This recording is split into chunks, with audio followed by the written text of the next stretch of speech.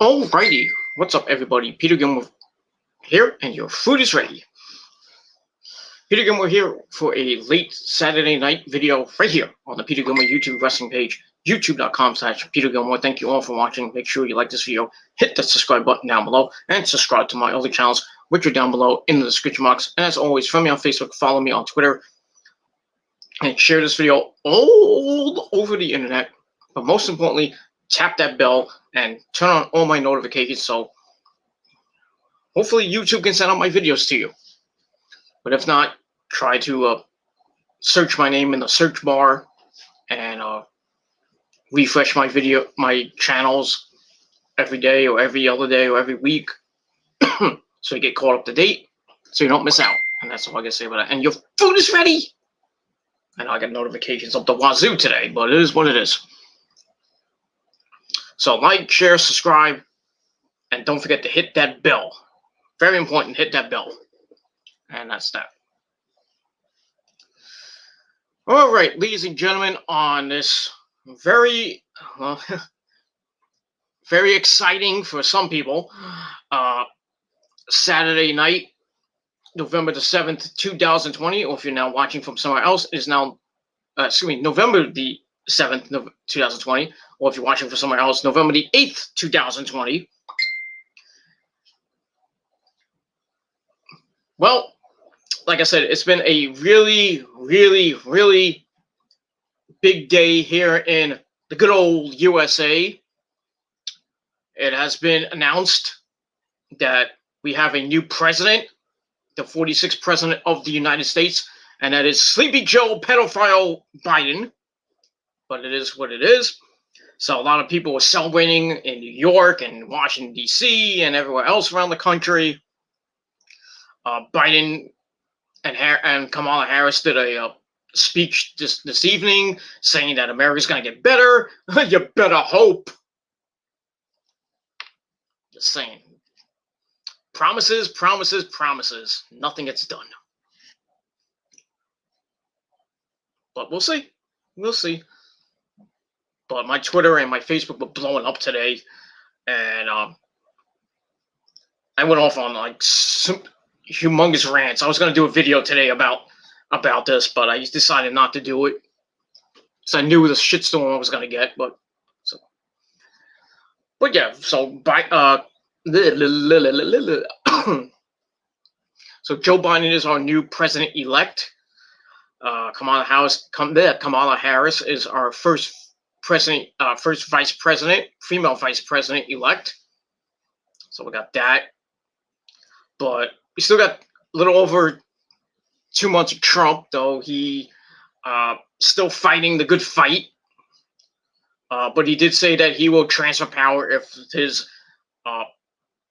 lawsuits don't go through, and they're not going through in Georgia or Michigan. All he has is Pennsylvania. That's not going to really help him much, but still, you know, this is probably one of the elections that'll go down in history.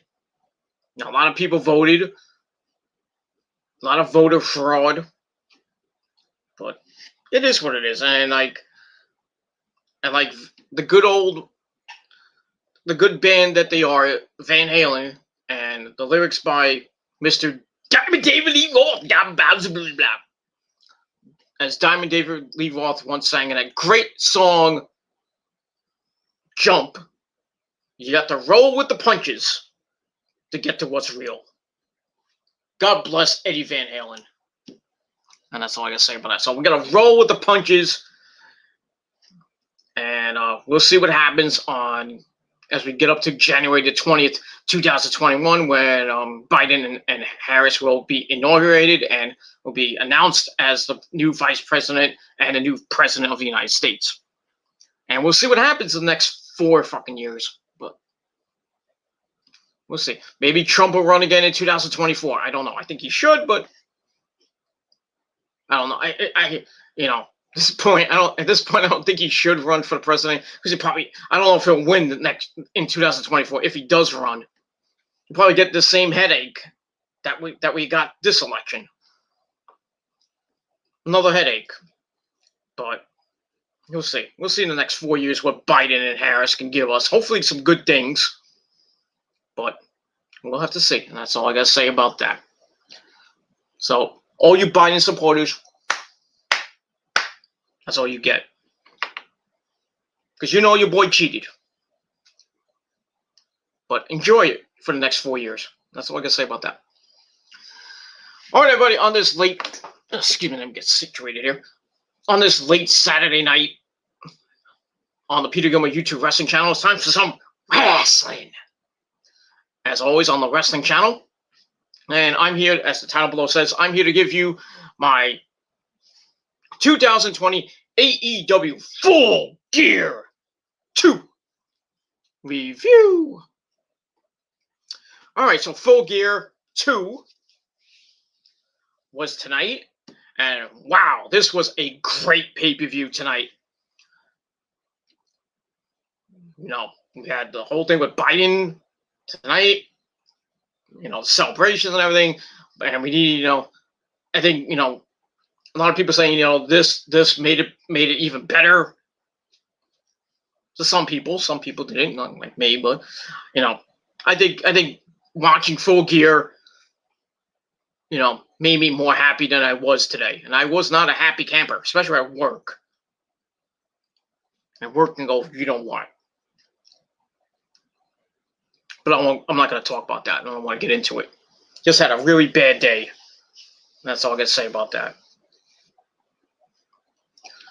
All right, so like I said, Full Gear was tonight, and it was a very good show from start to finish. So we got new champions, some great matches. That's all. I think this was probably the best pay-per-view of the year for AEW. Get it right neck and neck with Revolution,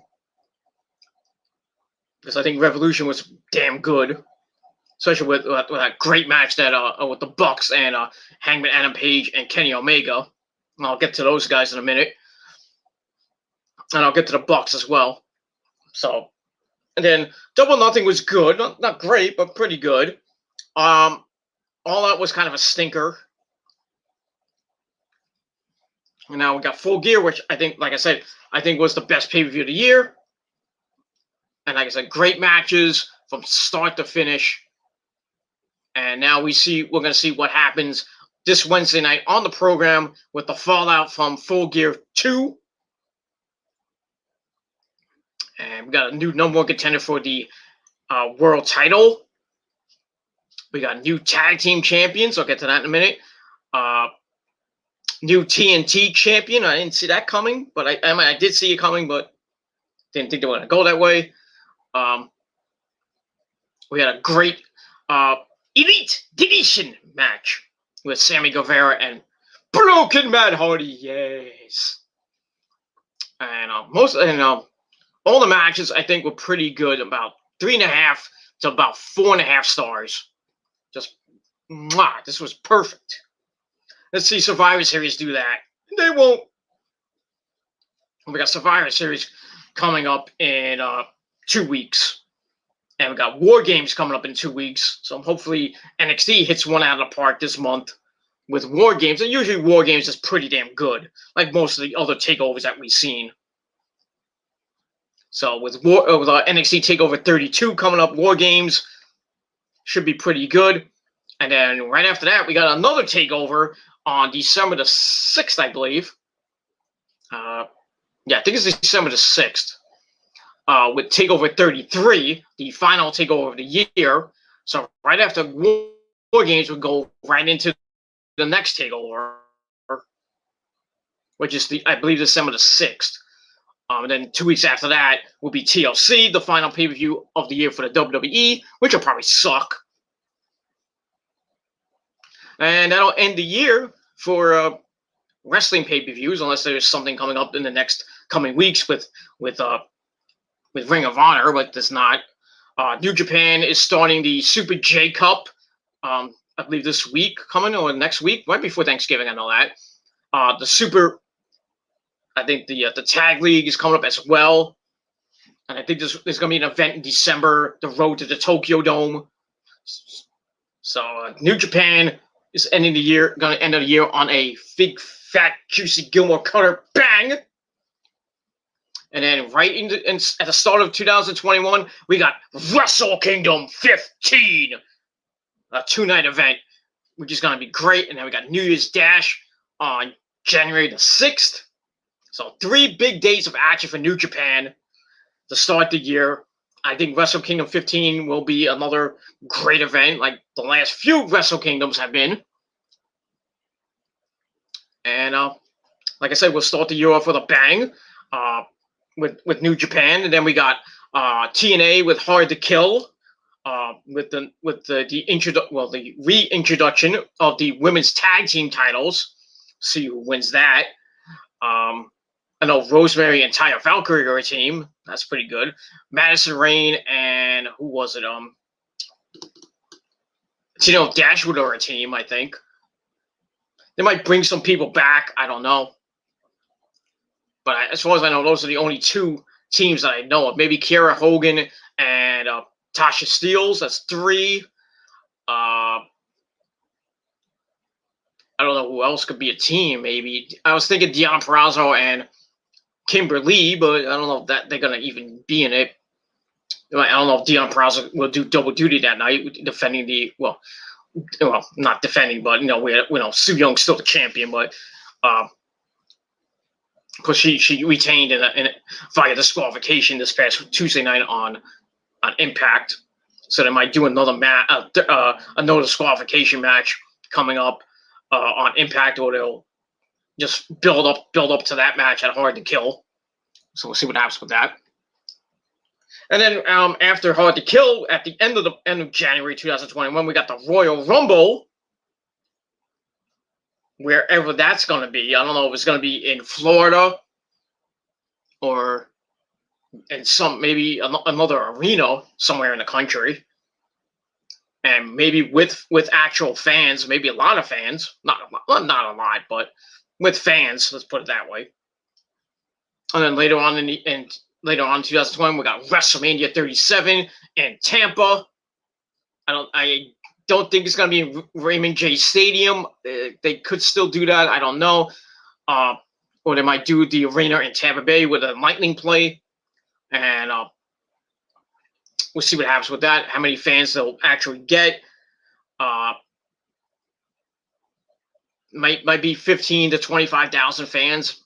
Not going to be more than that, I don't think. But at least WrestleMania is going to have fans this next year, which is good. But not a sellout like it usually is. But at least we got fans next year. That's fine. So if you're going to WrestleMania next year, book your tickets now. And then we'll see what happens with that. And also we got the Super Bowl 55 in February. I don't know. In Miami, Florida. Probably won't be a sellout like it usually is. Probably get like 15 to 25,000, maybe 30,000 at most.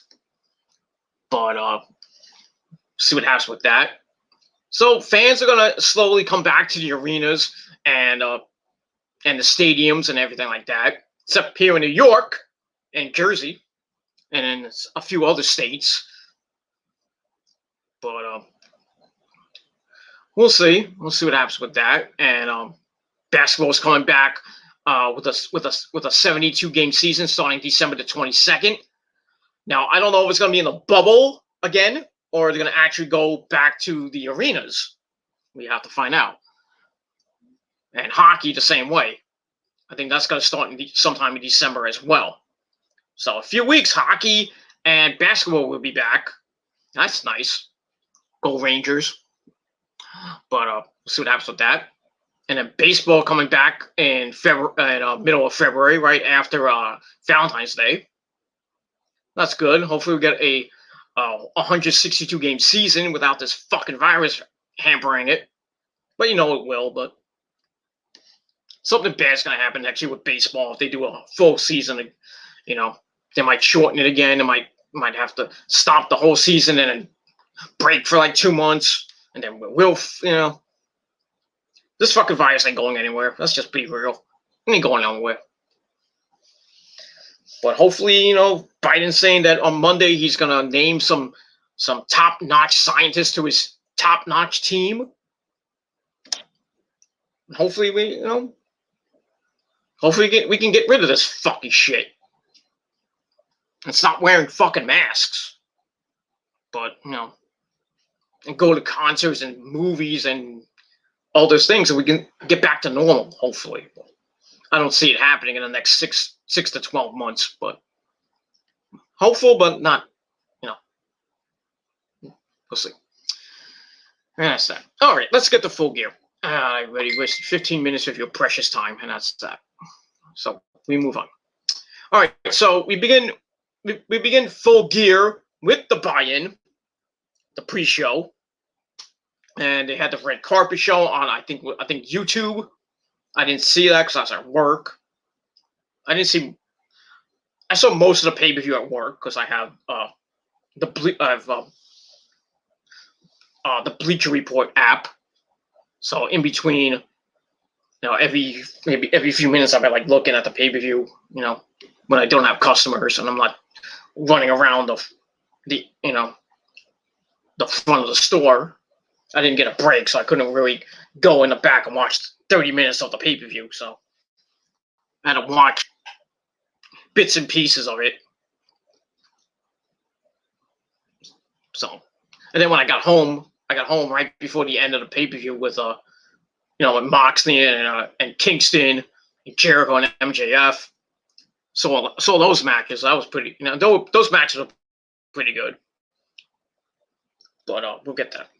All right, so we started with the buy-in, and we had for the NWA World Women's Championship, Serena Deeb taking on former champion Allison Kay. Serena Deeb retains the title, but lurking in the wings is the lovely Thunder Rosa. She wants her rematch, so we might get that on an episode of Dynamite, or if NWA has a show, maybe on the UWF show, which is on Tuesday nights. I don't know if they tape it live or what they do. That's where Thunder Rosa lost the belt to Serena Deeb on that UWF show. So we'll see what happens. So I'm gonna of the dirt sheets and come out for those shows, but we'll see what that happens. So Serena Deeb picks up the victory, and she's climbing that mountain to success of all the other women who've held that belt, and that's pretty much it. And that's that. They also had on the pre-show, they had a video talk about the friendship between MJF and Chris Jericho. Taz and Excalibur had some differing opinions about whether MJF needs or would benefit from the Inner Circle. No, not a bad video package. So the hyping up that match, so that was pretty nice. Then we had Arn Anderson putting over the existence of AEW, and it's basically, think about it, 2 years. It's been around for a couple years, with the first All In, and then Double or Nothing 1, and with the introduction of Dynamite. Then we had All Out 2, and then All Out, and then we're gonna get All Out 3 next year. That's that. We was talking about what it means, what the existence of AEW means to professional wrestling. Puts over Cody a lot. I mean, a lot. Which then brings him into talking about Cody's match with Darby Allin for the TNT title, how different that Cody is. He sets up the issues between Cody and Darby. So we'll see what happens with that. Then we get a video package of the women's world title match between Hikaru Shida and Nyla Rose with, excuse me, Vicky Guerrero. Nothing right home about, just a normal promo to hype up the match, and that's that. All right, then we begin the pay-per-view, which I didn't know this should have been the first match. It should have been maybe in the middle of the card, maybe third or fourth match, maybe fifth match. But they started with this one. The finals of the World Title Elimination Tournament. We had Hangman Adam Page taking on Kenny Omega. We started with that. Oh, they talked about that before, and then they had a video package for the Bucks and FTR. Blah blah blah. Then Eddie Kingston was talking.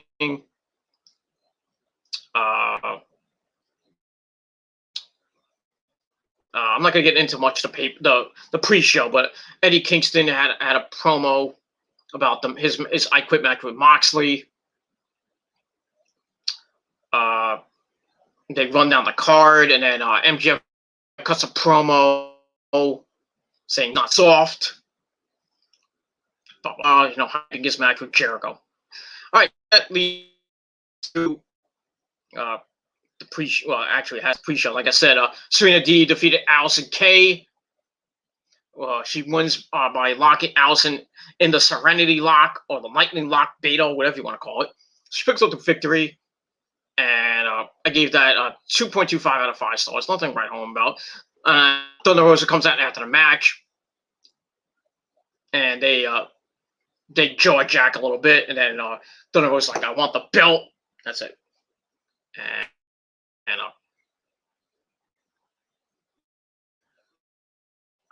that's that. And then they had another blah blah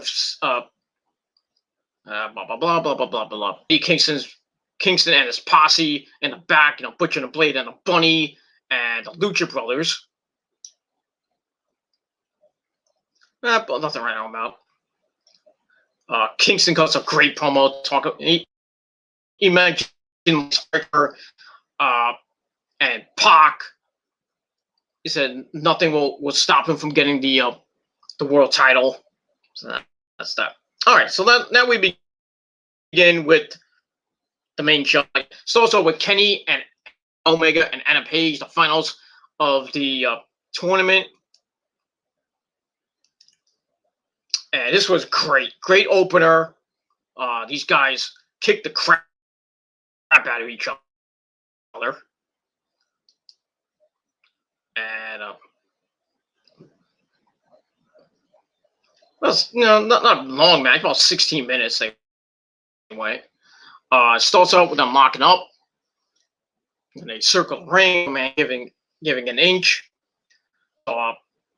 Paige is like, "Fuck you, Kenny!" Shoves him against the ropes, and then Kenny comes back with a shoulder tackle. Paige then comes back with one, and then Kenny goes down, gets back up, goes for a kick. Paige stopped it and kicks, and somehow kicked himself. Kenny goes for the V trigger, but Paige escapes and hits Kenny in the throat. Ugh. Then he go have a good old fat. Adam chops Kenny in the back. Kenny hits a hurricanrana after that as they run the ropes. Paige goes to the outside, and then Kenny starts doing the stuff. Hits the ropes, but Adam comes back, wearing a big boot, then a fallaway slam. He kips up. He's all ready. He's like, "Yeah, let's go!" So Kenny's on the entrance ramp. Kenny hits a right hand to Paige, sends Paige into the corner turnbuckle. He runs to the corner, but Paige followed him, grabs the head, and hits a superplex. Superplex off the corner for a near fall. That was pretty sick. Kenny goes to the outside, and then they fight on the outside with some chops by Paige with chops. Kenny comes back with one of his own, and then they go back and forth with chops again. Adam sends Kenny into the barricade. He rolls into the ring to break the count, but we're informed there must be a winner. So you can't really win by count out or disqualification. So you have to win by pinfall or submission inside the ring. So no count outs. So the referee starts yelling at Adam Page. Page is like, "Fuck you." Sends Kenny back into the barricade again. Tries to do it a third time onto the railing and hits a moonsault. That was pretty nice. Then you go to the ring. Kenny hits the ropes, hits a big leg lariat across the back of the neck for a 1 count. Then they go back and forth again with some chops. And then Kenny picks him up on a fireman's carry. He stalls a bit, and then he hits the "You Can't Escape" move. Covers for a near fall. And Kenny's favoring his leg. Ew, that's not good. And then Kenny picks Paige up. Paige escapes, goes into the ropes. Kenny with a kick and a chop. Sends Paige into the ropes. Paige holds onto the rope, sends Kenny to the apron. He hits the corner and flies off with a clothesline that sends Kenny flipping in midair. And then he flies over the top rope. Kenny goes into the ring to avoid the big splash. Then he hits a big baseball slide. Kenny off the ropes, goes for the dive again, flies over the top, hits a tope con giro, or heel, everyone. Sends Paige into the ring. Kenny goes up top, dives, hits a drop kick to the back for a near fall. Tries for one-winged angel. Paige countered. Tries for one of his own, but Kenny escaped. Kicks Adam to the apron. Adam tries to fly off the ropes, but Kenny hits a wicked V trigger, which crumples Paige on the ramp. He was like, ugh. And your food is ready. Kenny pulls back on the ropes, flies over the head of Paige. Paige caught him, looking for the dead eye. And Omega drops down and some forearms, tries for a powerbomb. Paige lands on his feet. Kenny with a kick, then a chop to the chest, sends him off the ropes. Omega flies off, and Paige picks him up and hits a powerbomb on the outside. Rolls Kenny in the ring. Then Adam hits another powerbomb for a near fall. And Kenny's grabbing the leg of Adam Page. Page drops some boots to the head. And then Kenny with some punches from his knees to the gut. They go back and forth.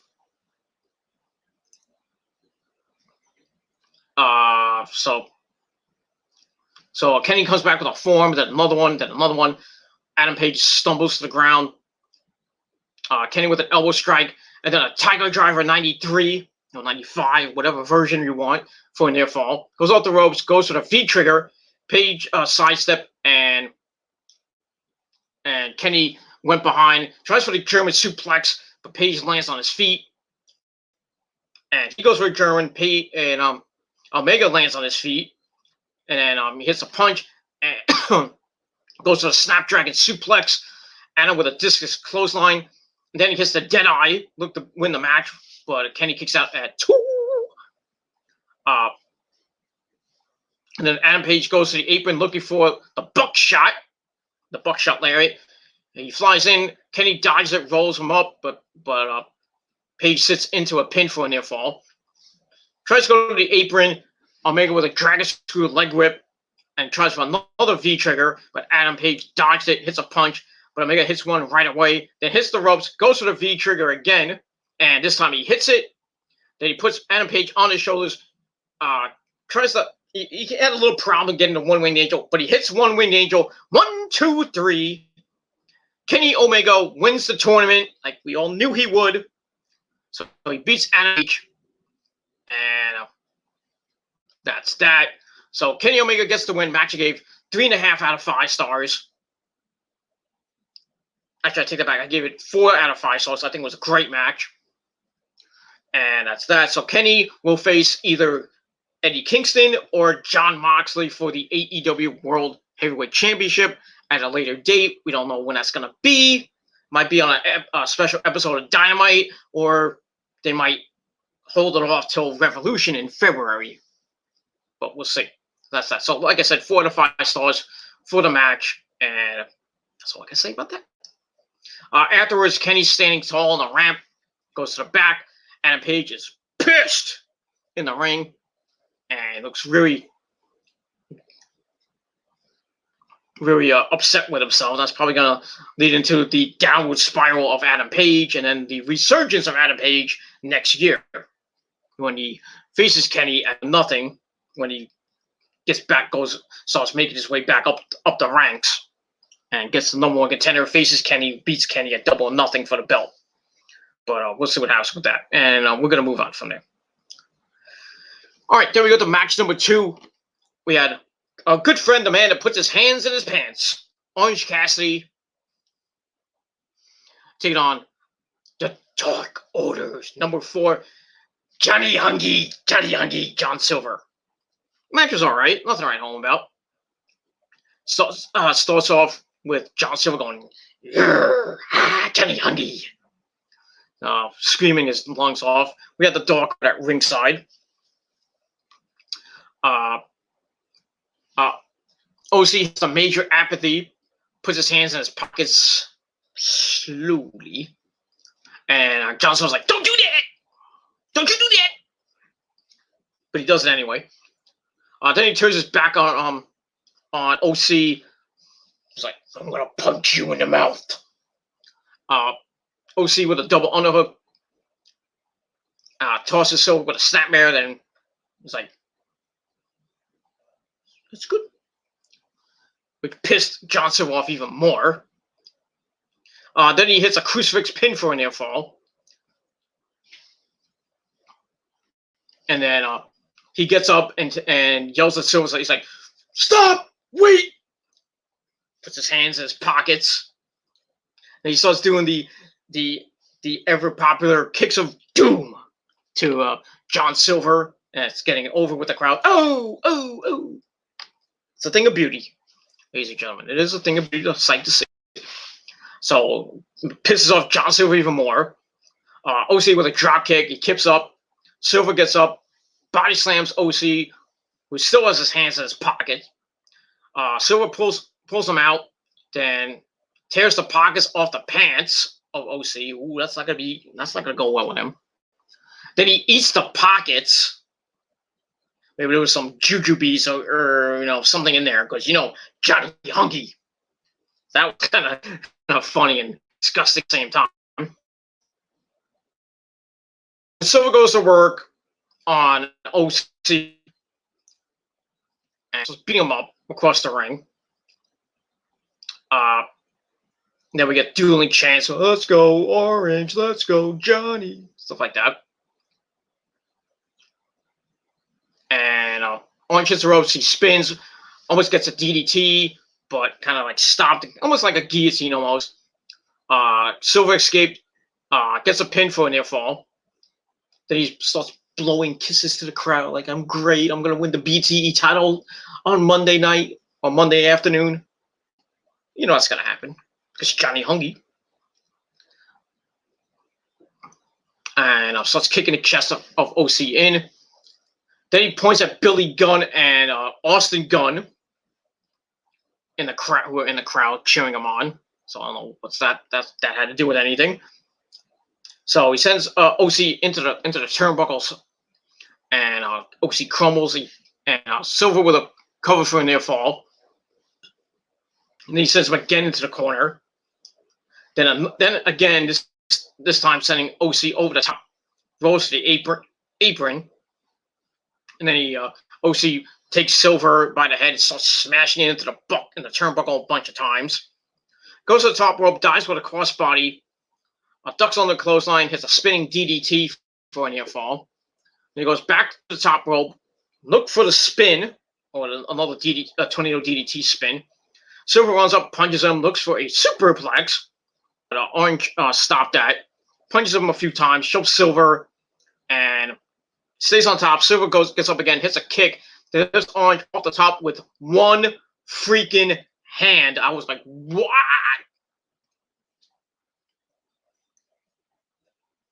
That was freaking insane. Hits it with a one-arm suplex. Then a running kick to the back of OC's head. OC comes off the ropes with a spinning Hurricane Rana. Then a Michinoku driver for a near fall. Looks to end the match. Goes to the beach break. But Johnny Silver dropped down. Hit some elbows to the head. And some big kicks to the chest. And then Johnson's like, "Yeah!" and then we see OC kip up, goes for the Superman punch or the Orange Crush. John Silver sidesteps it and gets a roll up for an nail. OC with a backslide, Silver escapes, and then a knee, a kick by Silver, pulls Orange up, hits the Stun Dog Millionaire, not Scum Dog Millionaire, Stun Dog Millionaire, whatever that is. Then throws OC to the ropes. A big kick from John, picks him up on a torch rack, hits the Spin Doctor, or looks, I guess you can call it the Blue Thunder Bomb, whatever you want to call it. Covers for a near fall.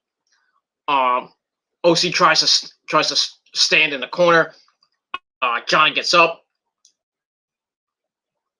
Then he looks to do Mr. Brody Lee's discus clothesline finisher. He spins, but OC hits the Orange Crush or the Orange Punch, the Superman Punch. Then he hits the Beach Break. 1, 2, 3. OC picks up the victory. Pretty good match. Nothing great, but pretty good. It gave it 3.25 out of 5 stars. And that's that. So the good guy won. So I wonder how that's going to play out on Monday with Mr. Brody Lee's, having John Silver try to steal his move. But like, you fucking suck! Shut the fuck up! Yell at him and then proceed to kick his ass. That'll be fun. But we'll see what happens on BTE this Monday. I believe it's episode 229 or 230. I forget what number it's up to. But it should be a pretty damn good episode this Monday with the BTE Gator Golf Finals to see who wins the BTE title. We have some fallout from All Out, maybe some highlights here and there with the Bucks holding the belts, maybe. Oh, I spoiled it. Sorry, but we'll get to that, and that's that. All right, then we get to match number 3 for the TNT Championship. We had Darby Allin taking on the Prince of well, I guess you can call him the Prince of Wrestling. I don't know what you call him. Cody. No, not Cody. Cody Rhodes, as he's now named. Now back to being named Cody. So before the match starts, Darby Allin comes out in a beat up monster, and somebody drives him out, and he's on top with a skateboard. And then he takes his skateboard and smacks the driver's window. I don't know if it broke or anything, but that was kind of weird. Cody comes out with his entourage, including the Natural Nightmares, QT Marshall, Dustin Rhodes, his brother, his hot as fuck wife, Brandy Rhodes, and we have the Gun Club, Billy Gunn and his son Austin Gunn. That was kind of interesting. Now, I guess now they're part of the Nightmare Collective, whatever you want to call their thing, their faction, whatever, their group. We had that. And returning to AEW, the referee this match was Mike Chioda. So, nice to see Mike Chioda. I don't know why they're using him for special events. They should just use him all the time. Just saying. Not for special matches under Cody's matches, but he should be a referee. He's really, the number 3 referee behind Aubrey Edwards and Rick Knox. Just saying. But he's there to referee. So we get to the match. Match was great. And kind of shocked at the finish. But I'll get to that in a minute. So we start off, they go face to face. Cody, they stare at each other and like, I was pretty cute. Go for it. No, they don't do Rocky 4 or anything like that. So they back up. We're ready to go. Cody goes for the legs. Darby gets locked up. Cody goes for the arm. With a go behind. And just shoves him. Cody, you look at me, I'm great. With a little flexy Lexi. They lock up again. Darby goes behind. Cody trips up with his leg, then offers his hand to lift Darby up. Darby's like, "Fuck you, Cody." And he's like, gets up on his own. And then Cody, I don't know what the hell he was doing. I was like, what is he doing? He does a cartwheel for some reason, thinking he's Stardust. I was like, okay, why are we getting Stardust now? You know, it was like, what is this? So, and then Cody goes for the test of strength, but he turns into a waist lock takedown. Tries for another one, but Darby, he goes for a reversal. Darby shoves Cody, and he kicks up, and then they stare each other down. Cody's pissed, goes to the outside to talk to Arn Anderson and company, trying to get a game plan going. And that's that. So Darby with a go behind. Cody drops Darby on his butt. He's like, "You want to get help? You want me to help you up again?" This time Darby takes it in and arm drags Cody down. Then tries for a surprise roll up for a near fall. Cody goes to the outside again to talk to Arn Anderson and company. Darby hits the ropes and hits a suicide dive. Sends Cody back in. Goes to the top rope. I guess looking for the coffin drop. Cody runs up, gets a hammerlock. Cody lifts him up and tosses him over the top rope onto the mat on the outside stage. Ow! That had to hurt. Good Lord. Darby's favoring his arm as the referee was counting him out. Cody with a back elbow to face. Then slam, just goes to work on that arm on the outside. Then he brings him back in and pins him. Mike Kyoto's like I don't know if it's a pin yet. And he gets a 1 count out of that. Cody stomps on the elbow. Another 1 count out of that. So it goes to work more on the elbow and the arm. And I lost my spot. There we go. Then he put his arm around the ropes. Kyoto's counting, and Cody broke it at 4 because he's got 5. Darby gets out of it, goes for a backslide, but he can't get the move on properly. Cody with a hip toss, sits on the leg. Darby goes out of it into a pin near fall. And then he locks the arm of Cody with a leg scissors. Cody stomps Darby and locks up the arm up behind him. Goes for a suplex or a hammerlock suplex. Darby lands on his feet. He springboards, goes for an arm drag, but Cody still has control. Drops Darby hard on the mat. And then he hooks the arm. And knocks Darby up, pulling both arms behind his back. Darby gets to ropes. And Cody broke up at 4 again. Then he starts doing some Scott Steiner like push-ups. And Arn is like, "Stop that shit, you idiot!" Look at that. Then Cody pulls up Darby by his chin, puts him in the corner, starts working him over. And Cody sits down in front of Darby, puts Darby on his shoulders, looking for a shoulder breaker. He drops Darby onto the mat from above for a near fall, so he kind of hit that. Goes for a cross arm breaker, but Darby has the feet on the ropes. Cody has to break the hold. He goes to the top rope and goes for a moonsault, but Darby rolled out of the way. Cody tried for a splash in the corner and missed. Darby goes off the ropes, tries for the coffin drop. Cody caught him. Darby with a right hand and another one, and then a Canadian destroyer in the middle of the ring by Darby for a near fall. Then a quick roll up for another near fall. Darby gets up and goes to the corner. Cody gets up, hits a right to the back, starts working on Darby's arm again, and then bites his forearm.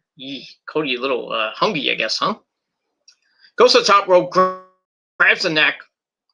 Then he jumps up to the top rope, hooks the head, and hits crossroads off the top rope. Wow. That was awesome. I marked for that. I was like, damn. Cody goes to end the match, but Darby gets his foot on the rope, as his foot was under the rope, I should say. And Arn's like, "You idiot! Should have hooked the freaking damn it, you suck!" So Arn Anderson is pissed. So Darby gets up, tries to get a 1925 sleeper hold, but Cody walks over into the corner and breaks out of it. Walks up the top rope, drops back on the mat.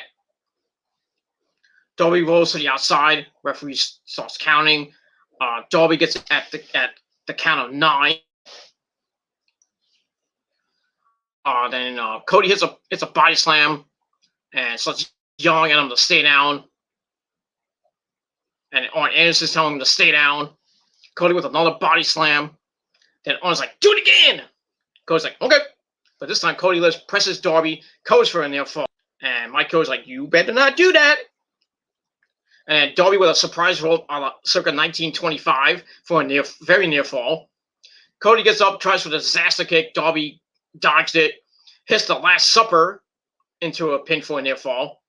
Then he hops on Cody's shoulders, rolls over into a stunner, or the Osaka Street Cutter, whatever you want to call it. Then he goes to the top rope and puts his hands back, hits the coffin drop. But Cody somehow kicked out at 2. Cody gets up, goes to Crossroads. Darby dropped. Cody sits on the pin for a near fall. Darby reversed into a near fall. Cody shifts his weight for a near fall. Then Darby rolls forward. 1, 2, 3. Holy crap! Darby Allin is the new TNT champion. And I didn't think it was going to happen. I thought Cody was going to win. Match was great. Gave it 3.5 out of 5 stars. Pretty good. So congratulations to Darby Allin on the win. So he's the new TNT champion. And pissed. Darby looks at him. He gets the one knee. He's like, fuck. Takes the title. Goes, "This is yours." Hands the title over to Darby as the crowd chants, "You deserve it. Get on the chair, bitch." And then we hear the ever popular voice of the man from Brook Brother, Taz. And he comes out shouting, "Enough is enough." He needs a plastic bag because he's about to vomit. Okay. He's like, "Enough with the hugging and tears. Man the F up." Well, man the F up, but he says, "Man up." It's like big deal. You won the congratulations. Both of these guys take their butts back to the ring, back to the back. And then Brian Cage and Ricky Starks attack from behind. And looks like they took our end before that. And then Ricky Starks hits a spear to Cody. So it looks like we're setting up a tag team match for Dynamite. Cody teaming up with Darby to take on Brian Cage and Ricky Starks, with Taz probably on commentary because he won't be at ringside. Probably gonna be on commentary screaming his lungs out. So we'll see on Wednesday that. And then to further the aftermath, Cage and Starks grab the TNT title and they start having a tug of war with it. Like, "No, this is my belt." "No, it's my belt, dude. Give me my belt." And then Taz grabs the belt, tells Cage to handle Darby. So Cage grabs Darby, carries him over to the concrete at ringside. Cody then comes in to save his little buddy. Cage tosses Darby into the barricade, then into a nearby set piece, or a little light bulb. Like a big ass light bulb, like a big spotlight. Like looked like the bat, that you see maybe like, a big spotlight. Just think of that. Which was kind of sick. But Brian Cage ain't done yet. Grabs Darby and comes to the hood of the car that Darby came in. Ricky Starks stands on the hood of the car, opens the door. Darby places his arm between the car and the door. They're about to break his arm, but then we see Will Hobbs come out. Was him there with a chair. So and then runs off, and then runs Cage and Starks off. So I don't know if they might do it 3-on-3. They might get another person. I don't know. No, you're gonna get Taz in there, but because Taz is retired with his fucking broken neck, it is what it is. So maybe we'll get either Darby Allin and Will Hobbs teaming up to take on Ricky Starks and Brian Cage, or we'll get Cody and Darby going teaming up against Brian Cage and Ricky Starks. So we'll see what happens this Wednesday night. I think that's gonna be a tag team match most likely, and we'll see what happens with that. So the match was pretty good, 3.5 out of 5 stars. Same thing for the aftermath, and we'll see what happens on Wednesday night. Well, if it counts as a person, 5 men, but we'll see what happens with that. Well, 6 men. If you think about Will Hobbs, Cody, and Darby, and you got Ricky Starks, Brian Cage, and Taz. So we'll see what happens on Wednesday night, and that's that. So congratulations to Darby for being the new TNT champion. We'll see how long his reign is. I don't think it'll be that long, because I think it's going to go to either Brian Cage or Ricky Starks. It'll probably be Ricky Starks to get the TNT title. And after that, I don't know. After that, they might give it to Brian Cage. They'll have a little, like, oh, I want the title. You owe me a match. And then we'll get this disintegration of Team Taz. Not that Taz wants that, but we'll see. So we'll see how long Darby's reign as TNT champion will be. Probably won't be that long. But he deserves the belt, so congratulations to him. But like I said, he won't hold the belt that long. That's that. Then we move on from there. All right, then we go backstage. I don't know if it was with Dasha or with Alex Marvez, but anyway, we get the Nightmare, the Natural Nightmares, QT Marshall, and Dustin Rhodes. They start talking crap on Allie, the bunny. This kind of stems from the pre-show when Allie was saying shit about QT Marshall and stuff. So Dustin proposes a bunkhouse match. We haven't seen one of those in a long time, with the Butcher and the Blade on this Wednesday's program, because he couldn't last 10 minutes with him. So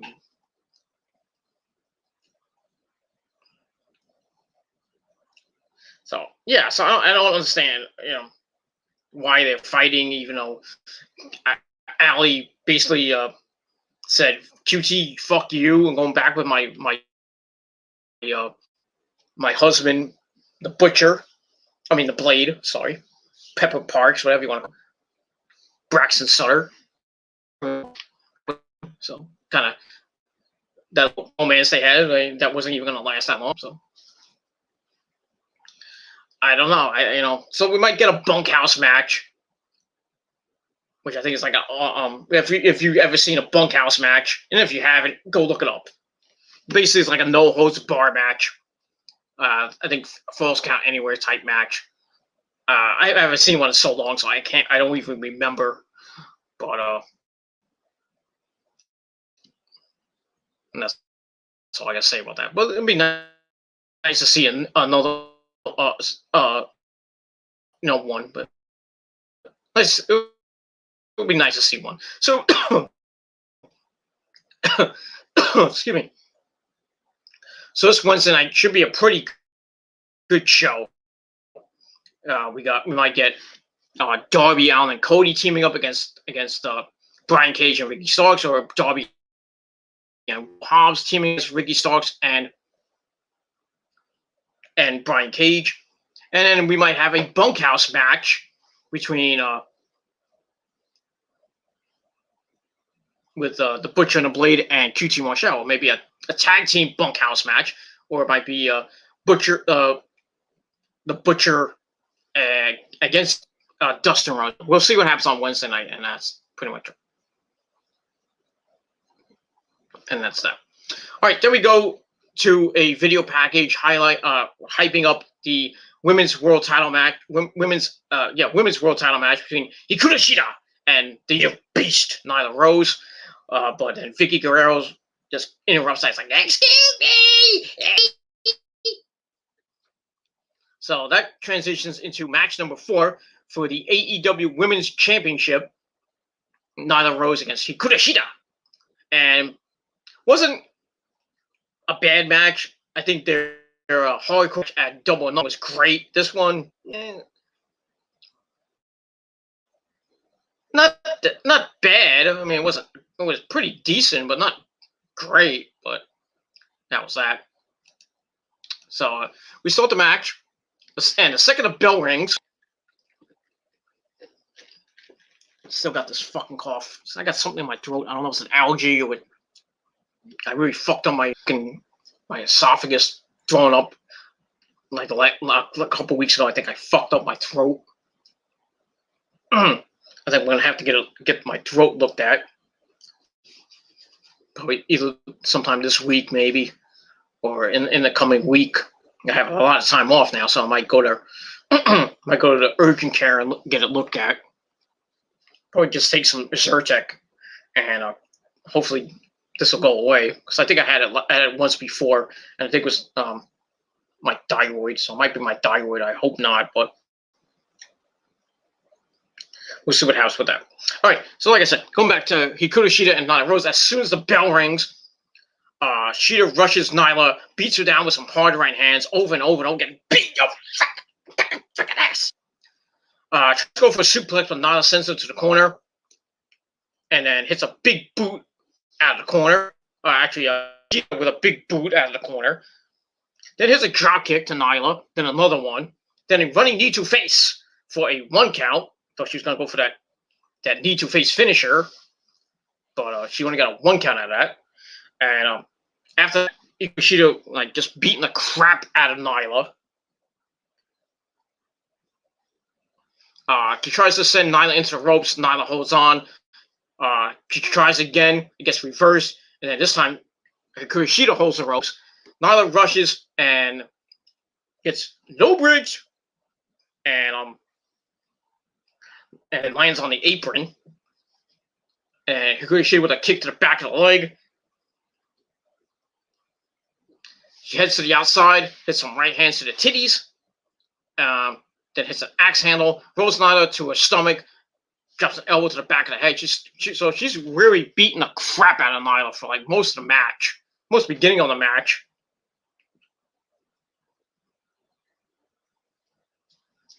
Shida with a knee lift, sending Nyla back to the outside. Excuse me. So Shida grabs her, sends Nyla back first into the barricade. Then she goes back in and out to break the count.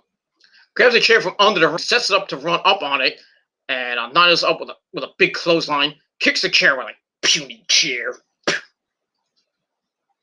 And then Nyla tries to pull a table out, but Aubrey was like, no, no, no. Kind of like Fala Ba. No, no, no. Fala Ba. No. Fala Ba should be world champ. Just saying. I'm kidding. Of course I'm kidding. But you never know with TNA. They might make Fala Ba champion one day. God. He'll be holding up the belt. Ba, ba, ba. I mean, he almost became tag champions with Kevin Matthews back in the day, if you remember that. And they were both flirting with Scarlett Bordeaux, like they would get with Scarlett Bordeaux, because you know who's in the background, Mr. Killer Cross, who's coming back pretty soon. Can't wait for that. If you follow them on YouTube, their YouTube page. Well, I think it's Killer Cross's YouTube page. I don't think Scarlett has her own one, but she should. And just show her naked ass, but it's interesting.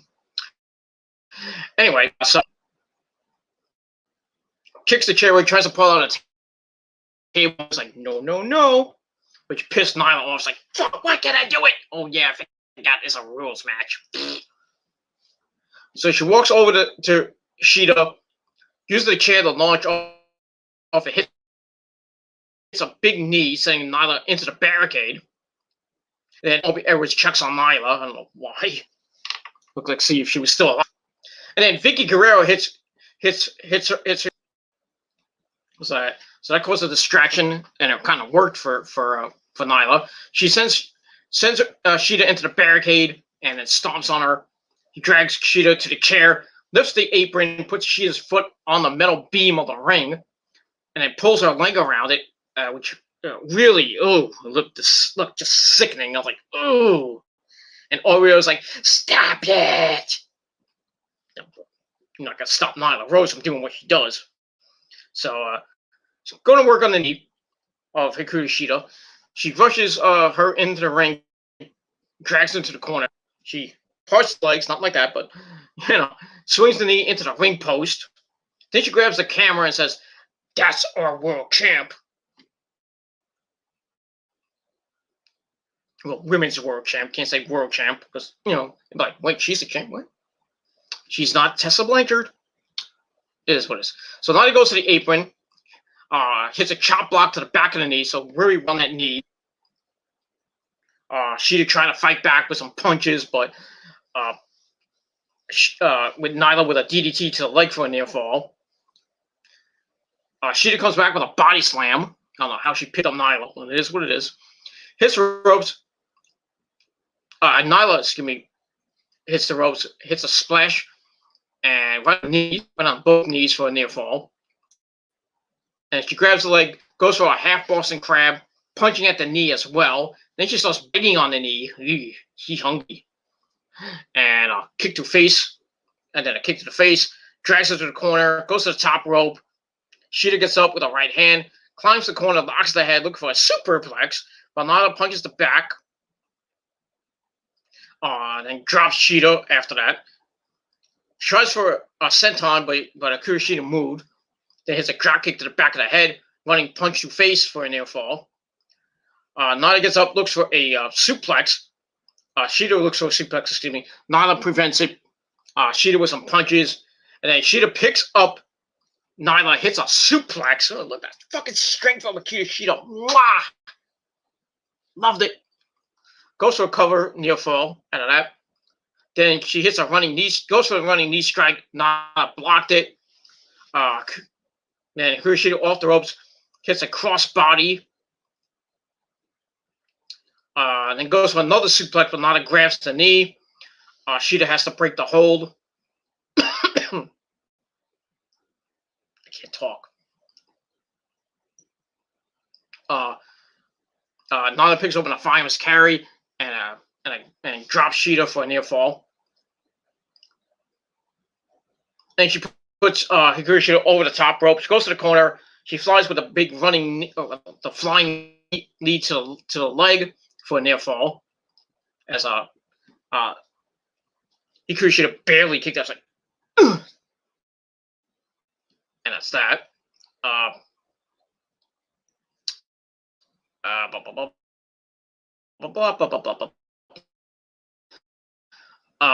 Nyla drags Shida to the bottom rope, puts her foot on it, drops her big fat ass on the leg, and somehow she puts Hikaru Shida on the top rope. Nyla goes up top. Shida gets shoved off. She hits her right hand to the head, and then starts bashing Nyla's head into the top turnbuckle over and over and over and over again. Then a big high kick, which sends Nyla flying down to the ramp. Shida goes up top. She waits. Nyla gets kicked to the titties. Then rolls Nyla in the ring. She goes back up top, flies with another drop kick. This time gets a near fall out of that. Goes off the ropes for the running knee strike, but she struggles. It's a power bomb for a near fall, not the beast bomb, but the power bomb. She hits I guess what you can call you can call it the beast bomb, but it's what it is. Power bomb, whatever. But Nyla stopped the pin. She's like, nope, not done yet. And she's like, fuck you, Hikaru Shida, fuck you. Runs with the knee strikes of her own to her. Goes for a 1 count. And I was like, what, 1? Hikaru's like, what? Fuck you. Then Nyla's pissed. She grabs the head. Shida prevents the beast bomb. Hits a back body drop, which I was fucking sick. I mean, the strength of this woman is just amazing for a woman that's been in wrestling for a long time. Well, not really a long time, but you know what I mean. She rushes the corner with a running knee, lifts Nyla to the top rope, goes to the then she climbs the top rope, locks the head, then hits a Falcon Arrow off the top rope. Goes to the cover, looks to have won. I think might have won the match there, but two, pulls Nyla up by her hair, and she's like, "Nope, I ain't done yet." She goes off the ropes, ready to finish it, but Vicky Guerrero's there to stop it. But she's like, "Excuse me, you can't finish this off." Nyla shows Shida off the apron, and then Vicky grabs a candlestick, looks to hit Shida, but Aubrey Edwards pulls the candlestick and takes it away. It's like, "Fuck you." She sends then Hikaru Shida sends Nyla into Vicky, then into the wall, into the barricade. So, I mean, Vicky Guerrero got destroyed. So, knowing you. So, no more it's me for you. Maybe in the hospital, but, you know. They go back in the ring. Shida picks up Nyla, hits the Falcon Arrow, then goes off the ropes, hits the running knee, boom-a-yay, to the face, covers, but Nyla kicks out. Shida hits the ropes again, then hits another running knee, this time to the back, grabs the head of Nyla, hits a knee, and then another one, holds the head, then another knee, and Nyla's down, and then Hikaru Shida pins Nyla 1, 2, 3 to retain the title. Great match. 3.5. I gave it 3.5 out of 5 stars. I was kind of surprised that she retained and keeps going with this long title reign she's had since April at Double or Nothing. So I don't know. Right now, I don't know. The only person I think that could beat Hikaru Shida right now is Dr. Britt Baker, DMD, baby. That's gonna become a revolution. So we'll see what happens with that. So like I said, great match. Not better than their hardcore match at Double or Nothing, but still pretty good. So like I said, 3.5 out of 5 stars. And that's that.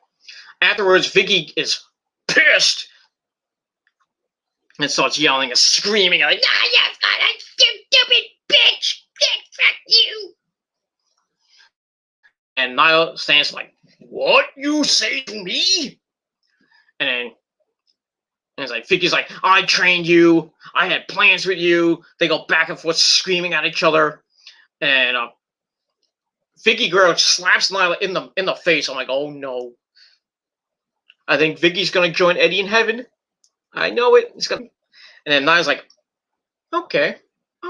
I see where this is going. Okay. So maybe some tough love. I don't know if they're going to break up. I don't know. So we'll see what happens with that situation as we move on. And that's it. But like I said, Nyla, Hikaru gets the victory, retains the title, and we'll see where the lovely Hikaru Shida goes from here. And like I said, probably her next opponent will be Dr. Britt Baker, DMD, baby. But we'll see. Get to Wednesday night, and that's that. We move on from there. And that's it. All right, match number 5 for the AEW World Tag Team titles. We got the Revival. Fuck the Revival. FTR. Pat Real and Dax Harwood. Without Tully Blanchard, as he was banned from ringside, they take on the Young Bucks, back Nick Jackson, and the stipulation being if the Bucks don't win the match, they will never go after the tag team titles again. So a lot at stake in this match, and that's that dream match. Should have happened a few years ago, but happens now. The build-up sucked, but the payoff for this match was great. Awesome match between these 4 guys. And Matt Jackson with his leg injury, his torn MCL and ACL injury, he just fucked up right leg. That's that. But this was a long match. Almost 30 minutes they went. And to try to get to all of it, but I don't want to. I got enough time to do it. My thing doesn't end until Monday, so I can go along with this. I can go pretty long with this review. And I start with Cash Wheeler and Matt Jackson. They lock up. Neither gives in. And it shows they have a stalemate. Cash shoots for the ankle, but Matt kicks away at it. Goes for it again. Matt kicks him again. Tries for a third time. And Cash rolls to the outside. He's pissed off. So Dax has to go down. Like, okay, let's get the game plan going. So Cash enters. They lock up. Cash gets Matt to the corner. Attacks in Dax. Then all 4 men get in the ring. We have a big standoff. And then Nick comes in. And Cash tries to grab Nick. They lock up in a side headlock down from Dax. Some rope work. Matt really tells you the story of tag team wrestling. They homage to all the tag teams, well, not all the tag teams, but basically tag team wrestling. And that's what made tag team wrestling so big in America in the 80s and the 90s and the early 2000s. And then, basically, for as long as wrestling's been around. So really paid homage. I loved it. So Dax will let go of the side headlock. They go back to the rope, shoulder attack from Dax, and then Dax is able to toss Nick to the side, but Nick comes back with a drop kick, then a body slam, then a side headlock takedown. Goes for leg scissors. Dax escapes. Nick with an arm drag, winning the big flurry. That was pretty nice. And Nick twists the arm. Dax grabs the hair, tags in Cash, and Nick with an arm drag to Cash. He puts the arm on the shoulders, tags in Matt. They hit a double chop, and then a punch to the head, and a press slam for a near fall. And working on Cash for a little bit. Matt works the arm, tags in Nick, drops off the top with an axe handle. Cash with the right hand, tags back in Dax. Dax offers a knee. Cash sends Nick into the knee. And chop from Dax, right from Nick. They do it again. Dax with a chop. Nick to the top, lands on his feet. Hits a hip toss and a drop kick, then another drop kick, and then tries for a third, but Dax holds onto the ropes. Nick falls to the mat, and then Cash and Dax are in. They hit double hurricane, and then the Bucks hit double hurricanranas, and then they send Cash and Dax to the outside. Nick with a head scissors. Matt kicks Cash off the apron. Nick tags in Matt, who heads outside, still selling the leg injury, so he's kind of like limping really badly. I don't know why I don't even know why he even did the match, even though he's medically cleared with that partially torn, fucked up MCL and I think a partially torn ACL. Ugh. He's going to be needing surgery, so he's going to be out months. So I don't think the Bucks will hold the titles so long. But like I said, I spoiled the finish again, but I'll get to it. Dax kicks him in the gut, goes for a punch, but Matt ducks. Dax punches the ring post. Ow. Matt sends Dax into the ring. He goes back in and grabs the head of Dax, sending him into the corner, and starts stomping Dax in the corner. And we see Dax's hand is busted wide open. Probably busted knuckle, something like that. Matt pulls out the hand. Dax tries to break the hold, but Nick tags in, flies off the corner with a stomp, places Dax's hand on the second turnbuckle, and then starts kicking the crap out of it, busting it even further wide open. Second turnbuckle. Matt drops in a seated position for some rest. Grabs Dax's hand, pulls down on the fingers.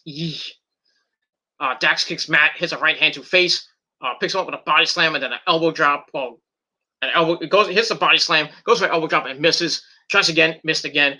Matt gets on the apron, elbow to Cash, and then Dax with a knee. Tries to send Matt into the corner. Matt blocks, goes to the top rope, goes for a moonsault, lands on his feet, but he tweaks the knee. But somehow Matt comes back with some right hands. Dax sends Matt into the ring face first. Ow.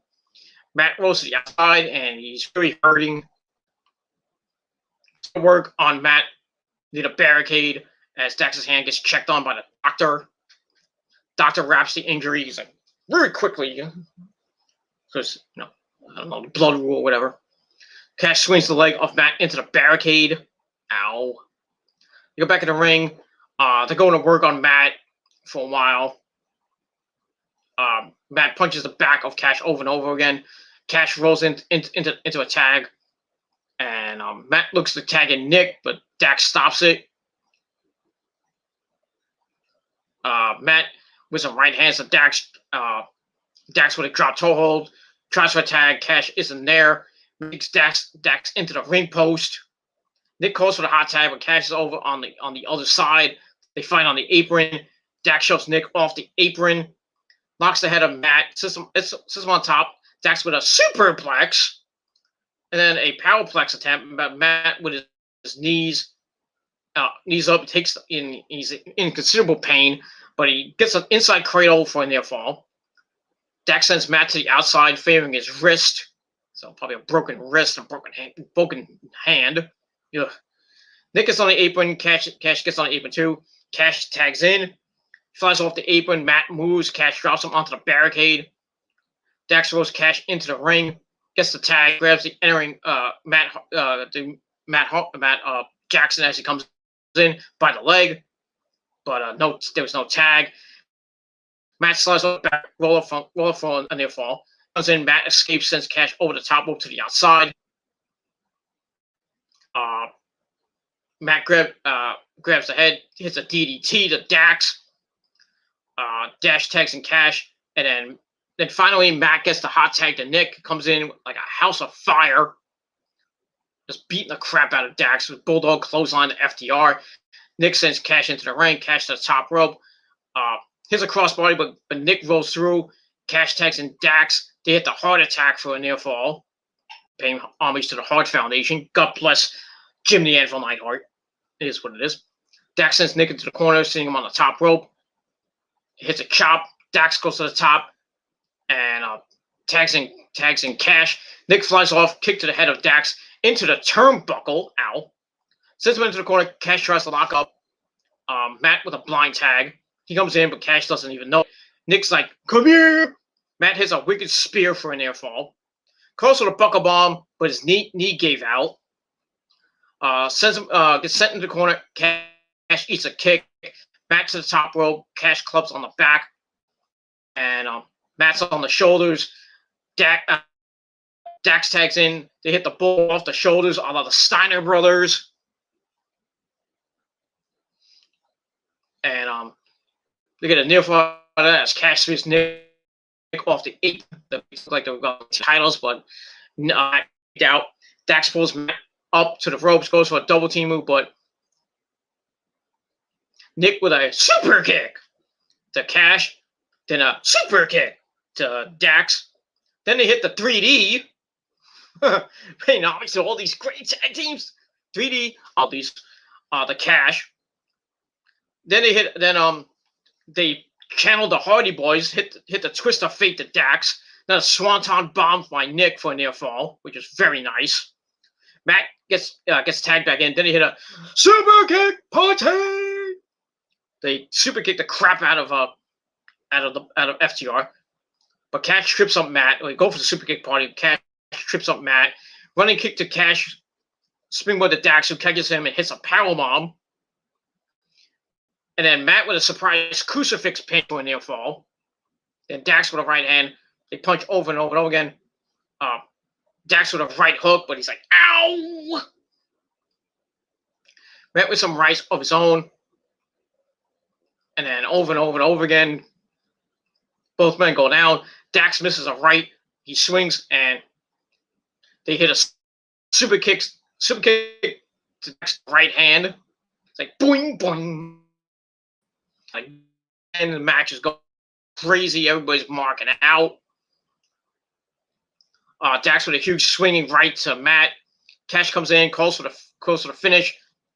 They honored Ciampa and Gargano Team DIY. Hit a double super kick to Matt's head. Cash goes to the top. Dax holds for the power driver, the stuffed power driver. Nick shoves Cash, Matt escapes and catapults Dax into a hit from Nick. Then a front flip on the Cash on the outside. Matt grabs the leg of Dax, knocks him with a sharpshooter. And then Nick's like, ow, my knee! Dax gets to the ropes for the break. And then Dax gets super kicked in the hand again. Cash tries to help break the hold, but Nick puts him in the sharpshooter. And both men are in the sharpshooter. Dax and Cash hold hands. And it could have been a break, but Matt drags Dax into the center of the ring. But Matt can't hold it anymore because his knee out, so he releases the hold. So the Bucks get back in the ring. This was on the outside. Funny knee from Nick in the corner. Matt stomps on the injured hand. Pulls up the hand. Dax is like, no more. Matt splits the fingers like, Mr. You know who? You know what I'm talking about. Morty. Nick grabs the arm. They hit the BTE trigger for the near fall, about to win the belt. As Cash dives in to stop the pin. Nick sends Cash outside with a clothesline. Tags in Matt. Nick flies off the corner with a whisper in the wind to the outside onto Cash. Matt has a chair. Slides it into the ring. Knox like, no, you can't do that. Dax is on his knees. He's like, no fair. Then he's like, oh, I can win, so hit me with it. He asks Matt to hit him. He's for him to hit it. Nick's on the apron, yells. He tells Matt, stop! Matt slides the chair away, sets up for the Meltzer driver, but Cash grabs Nick and hits a powerbomb onto a table on the outside. I don't know how that table came into play where it was. Then Dax turns Matt. It's a spiral driver. Look to retain the belts, but Matt somehow gets his foot on the rope. So Cash takes off Matt Jackson's boot and then his sock, stomps on the ankle, drags him to the corner. Dax comes in, Cash to the top rope, and then a leg drop to the ankle. So they're working on that bad leg of Matt Jackson. Dax locks up for an inverted figure four, and with an ankle lock on top of that. Matt somehow reached the ropes. Cash slides in, tries to stop Nick. Nick ducks, Cash flies to the outside. Nick goes to the top rope, dives off the top with a 450 splash to Dax, breaking the submission hold. Matt covers for a near fall. Cash comes back in, hits a super kick to Nick. Nick flies all the way over to, he's like, boing! Flies to the outside, pulls Dax to the corner, tags himself in. Cash comes in, Matt's favoring the ankle. And then Cash hits a wicked super kick right to the mush of Matt Jackson. Cash looks over to Matt, heads to the apron, flies over the springboard 450, but Matt rolls out of the way. Matt rolls out of the way. He gets up, hits a super kick. 1-2 heavy. New AEW Tag Team Champions, the Young Bucks. For how many? Oh, getting close to 20. They win the match, win the titles, and so the stipulation did not come into play, thankfully. I didn't want to see the Bucks lose, so I got that right. So the Bucks win, but I don't know if they're going to hold it for long with Matt's injury. So probably won't be champions for long.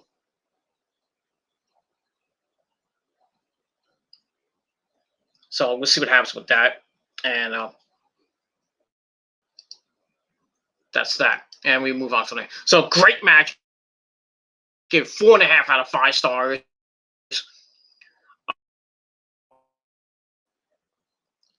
Stupid build, great payoff, but didn't get to that 5-star level that I think it could have been. But still, nonetheless, great match. 4.5 out of 5 stars. Afterwards, Kenny comes out to celebrate with the Bucks, and then so he's in the ring with the Bucks celebrating and holding hands and stuff like that, singing "Kumbaya."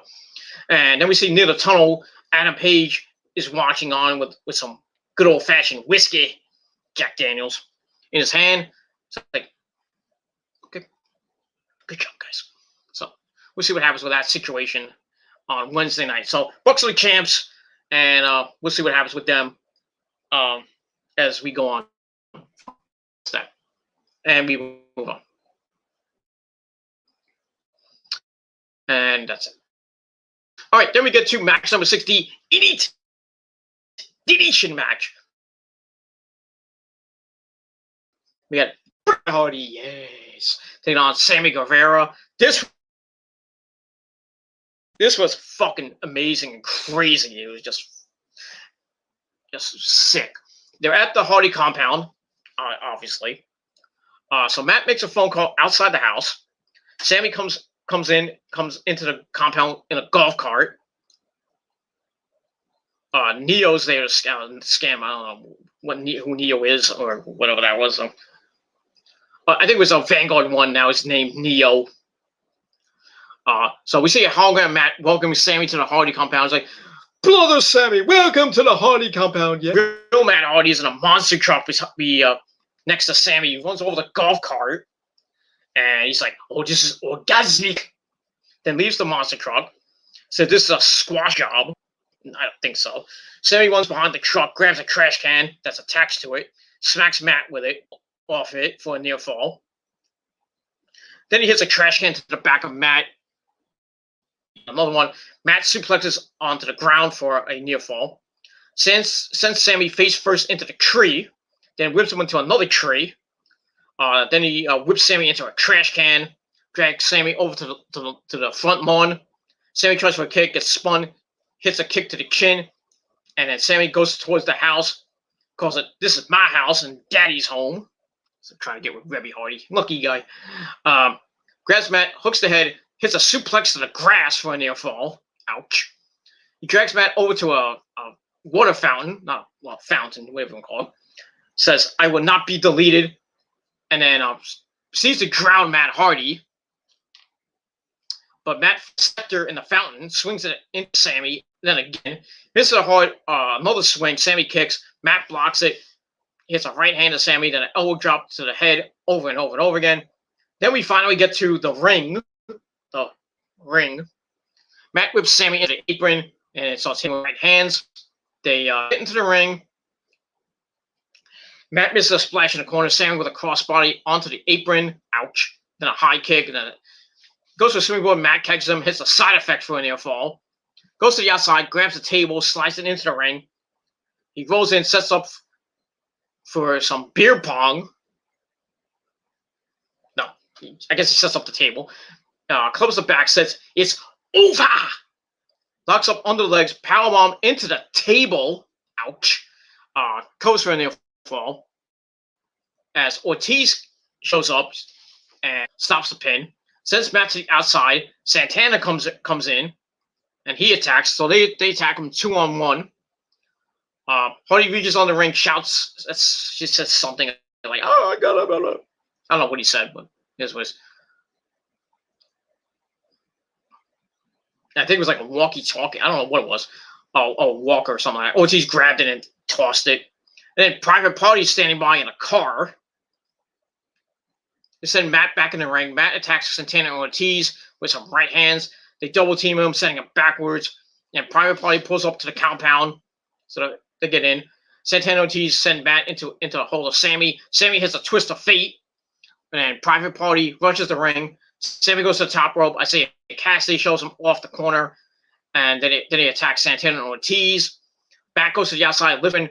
Grab some fireworks, because you gotta have fireworks in a Matt Hardy match. Sammy with a spear. Sammy grabs a firework, runs. Matt follows him with his own fireworks, and they start shooting off fireworks at each other. That was sick. Santana just fight it out in the ring with Private Party. So Matt lights Roman candle, shooting it towards him, yelling at Sammy. Sammy lights his Roman candle with some tiki torches. Matt lays on his stomach like he's like, oh shit, which is funny. Sammy runs into the forest. While in the ring, Cassie hits an insecurity to Ortiz and sends Ortiz to the apron. They hit poetry in motion.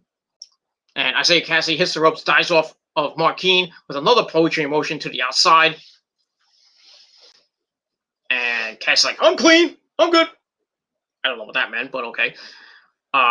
See Matt is aiming directly at Sammy in the forest. Sammy sips him some mud, and it's covered in mud, wet dirt, mud, whatever. Matt watches Sammy roll around like a pig, squeal like a pig. Hits a kick and hits the twist of fate. Sammy's down. He looks to be done. And then Matt's like, "You need to be cleansed."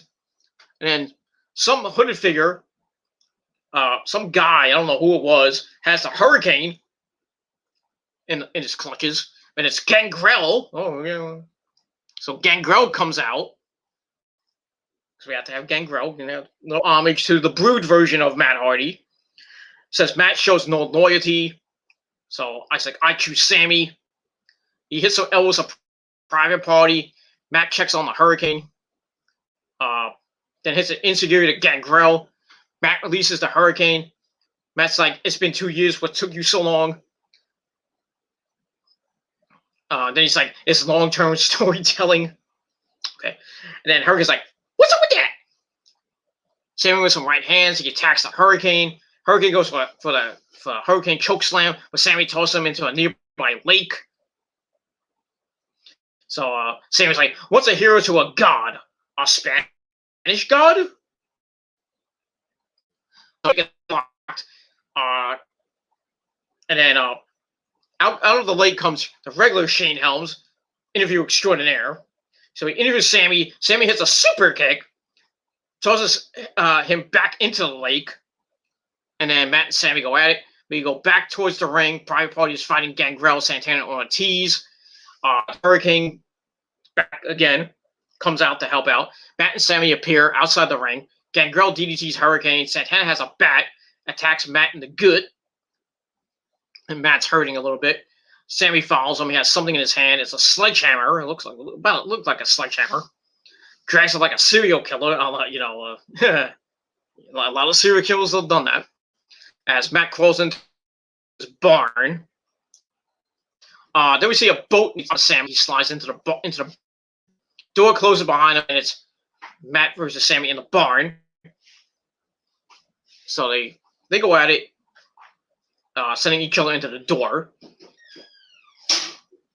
Rose is going to the bathroom. Sammy hits him with a chair. Sammy sends Matt into the ring post. Sammy untwists the bottom rope of the ring that's inside the shed. So he has 2 rings there. And he moves it, drags Matt back in the ring. Elbow drops to the back of the head. Grabs the buckle, hits Matt with a steel piece of the corner. Ouch. Then he untwists the other corner, hits Matt with it again. Ow. Sammy takes off the corner, wraps the ropes around Matt's neck, choking him out. Drags Matt up, rolls him onto a table. There's a big ladder in the ring. So Sammy's like, okay, I'm going to climb it. And it's like near the roof of the barn. So Sammy goes, delete! Hits a big swanton bomb off the top of the ladder, but only gets a near fall out of that. Puts Matt, this Matt to the shoulders. Matt drops with a twist of fate. And then Sammy gets on the apron. Matt's back up. He spears Sammy onto the tables on the outside. And we see Sammy's head is busted wide open from the back of his head, as blood's just pouring out of the back of his head from the mouth. So the referee has to put on his black gloves because don't want no HIV and all that stuff. Sammy tries to stand, but he's like, ugh. He looks like he has a concussion. Matt grabs a chair, opens the chair, shoves it directly into the face of Sammy. Pulls the chair up and stands on top of Sammy. He drops the chair, screams that he made Matt. Sammy made him into what he is. Turns Sammy onto his stomach. Matt grabs the chair, looks for the concerto, and he hits the concerto into the head of Sammy. Rolls Sammy over. 1, 2, 3. Matt Hardy picks up the victory, and really, I guess you can say he deletes the body of Sammy Guevara. So, not a great match. I've seen way better Hardy compound matches. With Decay and with Brother Nino. I've seen way better than that, but this one was not that bad. I gave it 3.25 out of 5 stars out of that. And that's pretty much all I got to say about that. So, not a bad match. And that's that. Let me get back to that. After the match, Private Party called by Matt to take out the trash. They drop Sammy into a trash can. Put him in the back of a truck who's back of the truck, and we see Senor Benjamin. So we see Senor Benjamin. Said we didn't see Rebby Hardy or the kids. I guess she was inside. Actually, we do see Rebby, but she's playing the piano. So looking hot as usual. So we didn't see the kids. Kids must have been at their grandparents' house, or maybe at Brother Nero's house. I don't know. So they drop Sammy into the back of the truck. Senor Benjamin drives off with the Sammy Guevara in the back of the truck. And then we see Rebby Hardy playing, I guess, Matt Hardy's theme or something, just playing the piano, looking hot as always. And that's it. So Matt Hardy picks up the victory. He deletes Sammy Guevara, and we'll see what happens with that with him as we roll on. And that's that. So like I said, 3.25 out of 5 stars. Could have been could have been better, way better, I think, but still not bad for what it was. All cinematic as usual.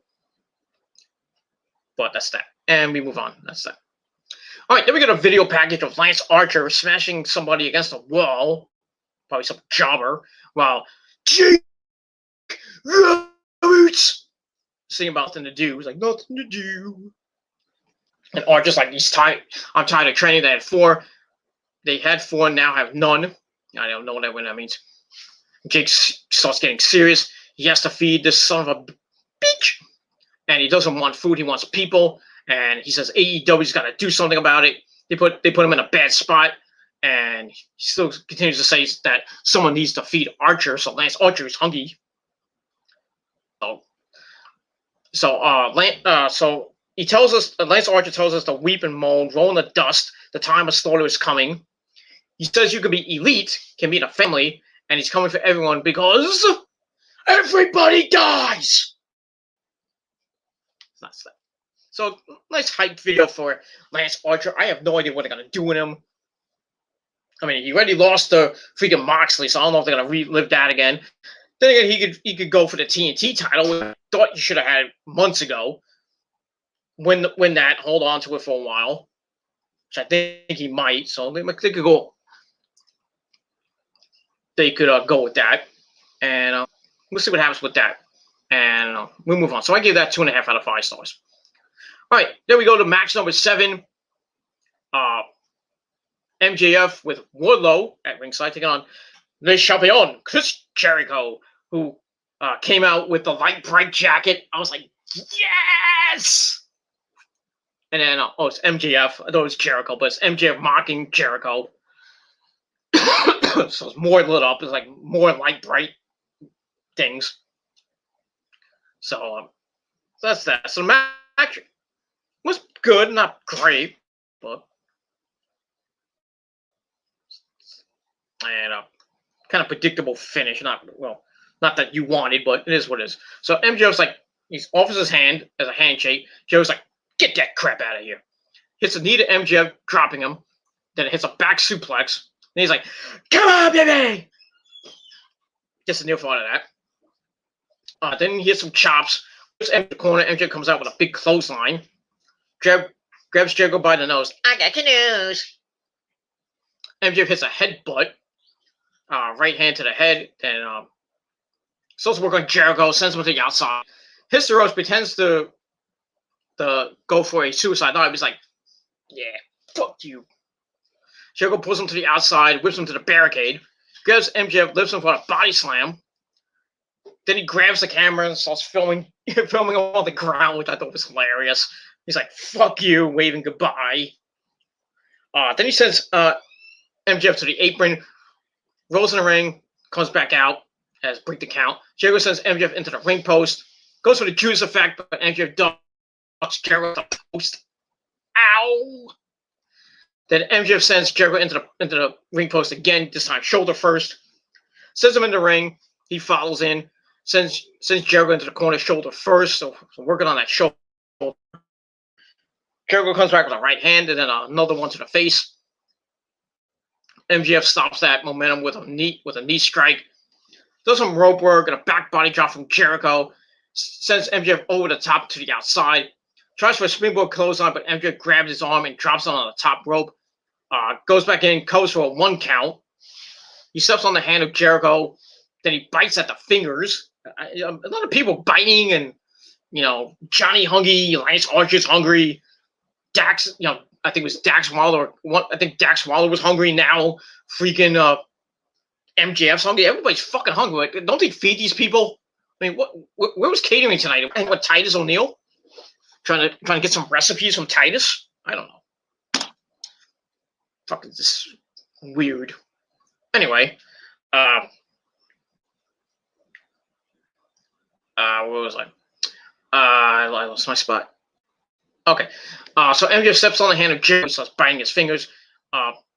Jericho sends MJF to the corner, goes for a bulldog, but MJF sends him crotch first into the ring post. Nuts! Pulls Jericho back off the corner, down to the mat, stomps on Jericho, boot to the neck. He punches Jericho, then chokes him up in the corner.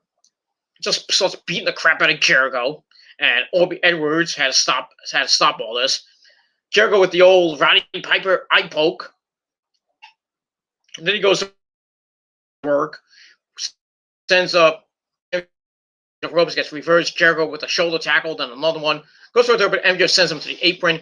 Jericho runs up to the top rope and comes off with a double axe handle. Then he springles off the ropes with the lion salt. Sets MJF up in the corner, and then he hits the 10 punches of doom in the corner. Then he hits a good old-fashioned Scott Steiner Frankensteiner to MJF for a near fall. MJF tosses Jericho over his head by the wrist for a near fall. He goes to the top rope. Jericho crotches him, so it goes his Michael penis. Hits a chop, goes back to the top rope, looks for a superplex. MJF punches out of it, sends Jericho onto his stomach on the mat. MJF stands and stomps on the arm. He grabs the arm, Jericho punches and hits an arm drag and covers for a near fall. MJF hits the arm drag Jericho for a near fall. Jericho kicked out of it. MJF Jericho, and he pushes him away. He starts yelling. He's like, "What you got, Jericho? What you got?" Calling him a bitch. Then he back forward some right hands. Jericho wins that. Starts laying in the MJF with some left jabs. And a big old Roddy Piper thumb to the eye again. Then a chop sends MJF down and again and again. MJF grabs Jericho, knocks in the salt of the earth. But Jericho gets to his knees. He flips forward, grabs the legs. Tries for the walls of Jericho. He gets the walls of Jericho. MJF is screaming in pain, but somehow he grabs the ropes and we get a good old-fashioned rope break. Jericho holds his hands up. He's like thinking he's won, but he didn't. He stops MJF a few times, kick him away, drops MJF with a kick to the head, and Obi Edwards has to step in between them. And then MJF grabs her, grabs at the ref, grabs her. MJF goes for a code breaker, but Jericho held on. While back in the ring, they go back in the ring. MJF kicks Jericho and he tries for a lion salt of his own, but he lands on his feet. Jericho with a code breaker for a near fall. Then MJF comes back with the salt of the earth again. Just on Jericho gets to the bottom rope and heads to the bottom rope. He gets it. MJF with punches to the head, and then Wardlow. I thought Wardlow's like ringside, but Wardlow comes out. Gives MJF the diamond ring. The diamond ring. Goes for a punch, misses it. Jericho with the Judas effect. Then he grabs Floyd, his bat. And then MJF dropped to the ground, pulling an Eddie Guerrero. Obi Edwards turns and is like, "What did you do? What did you do?" And MJF's like, and then he rolled up Jericho with a 1925 schoolboy. 1, 2, 3. MJF picks up the victory. And now he's in the inner circle, I guess, with Wardlow. I don't know about that, but we'll see what happens on Wednesday night. So match is all right. Gave it 2.5 out of 5 stars. That's that. And we see, and that's that. So like I said, 2.5 out of 5 stars. It wasn't a great match. I thought it would have been a great match, but just not good. Not. It wasn't bad, but I'm just saying it wasn't bad, but it could have been better. Afterwards, Jake Hager gets in the ring, comes to the ring. Waldo stands in the ring. So MJF offers his hand to Jericho. Jericho shakes his hand, and then they have a good old-fashioned hug. They hug it out. So MJF opens the ropes with Jericho, and they go to the ramp, and then they pick each band picks up their hands. So I guess Jericho planned this all along, but they'll probably say something on Wednesday night with that.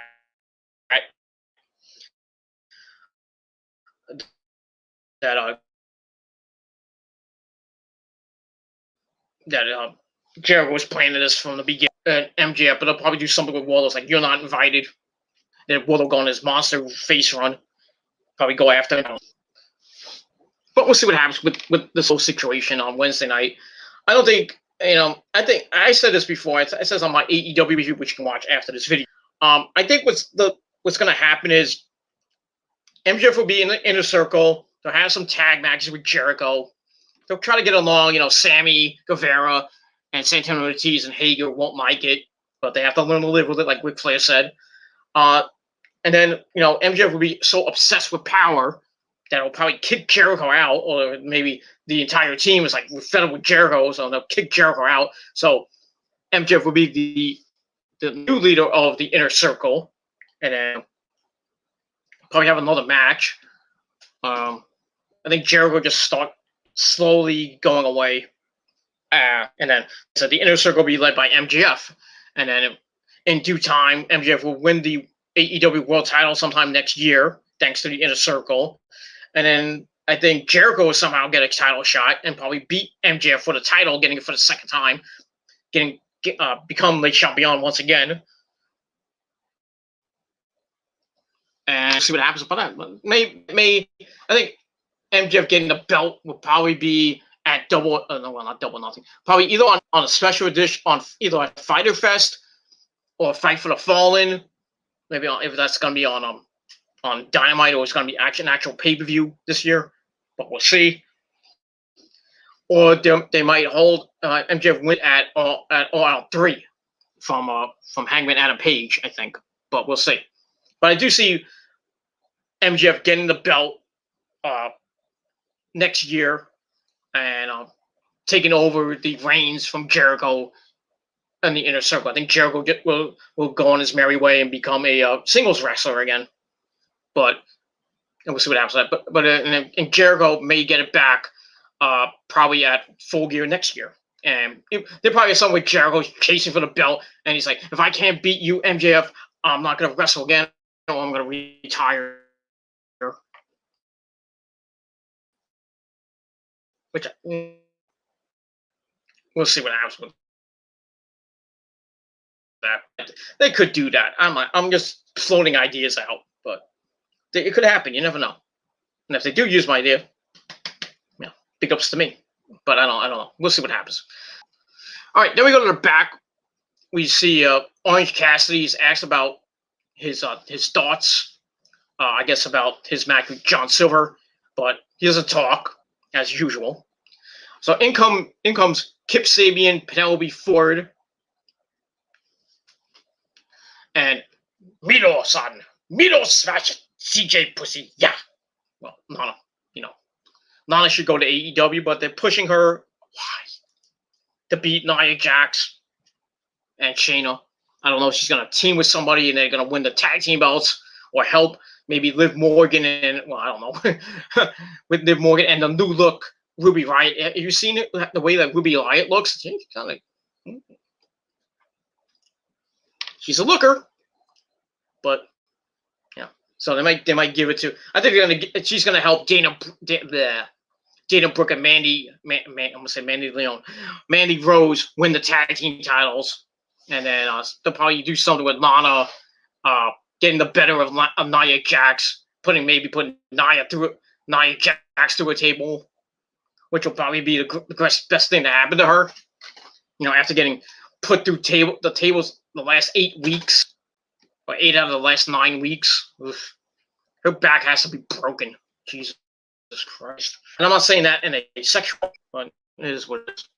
And that's that. So they come in. Kip calls Orange Cassidy Clementine. He wants an apology. For what? I don't. Slaps Orange. Orange moves his glasses, says, cool. Cool. And then the best friends come in and he ushers them away. So we'll see what happens with that situation. And you pissed off Orange Cassidy, so I guess we're going to see Kip Sabian and Orange Cassidy possibly on Wednesday night on Dynamite. And we'll see what happens with that. And we move on from there. So I gave that 2.25 out of 5 stars. And we'll see what happens with that situation as we and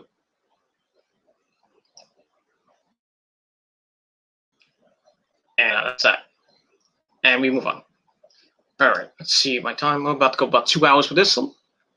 It is what it is, but pretty good review so far. That's all I can say about that. All right, then we get to, and I lost my notes. There we go. My computer's a little link, so it is what it is.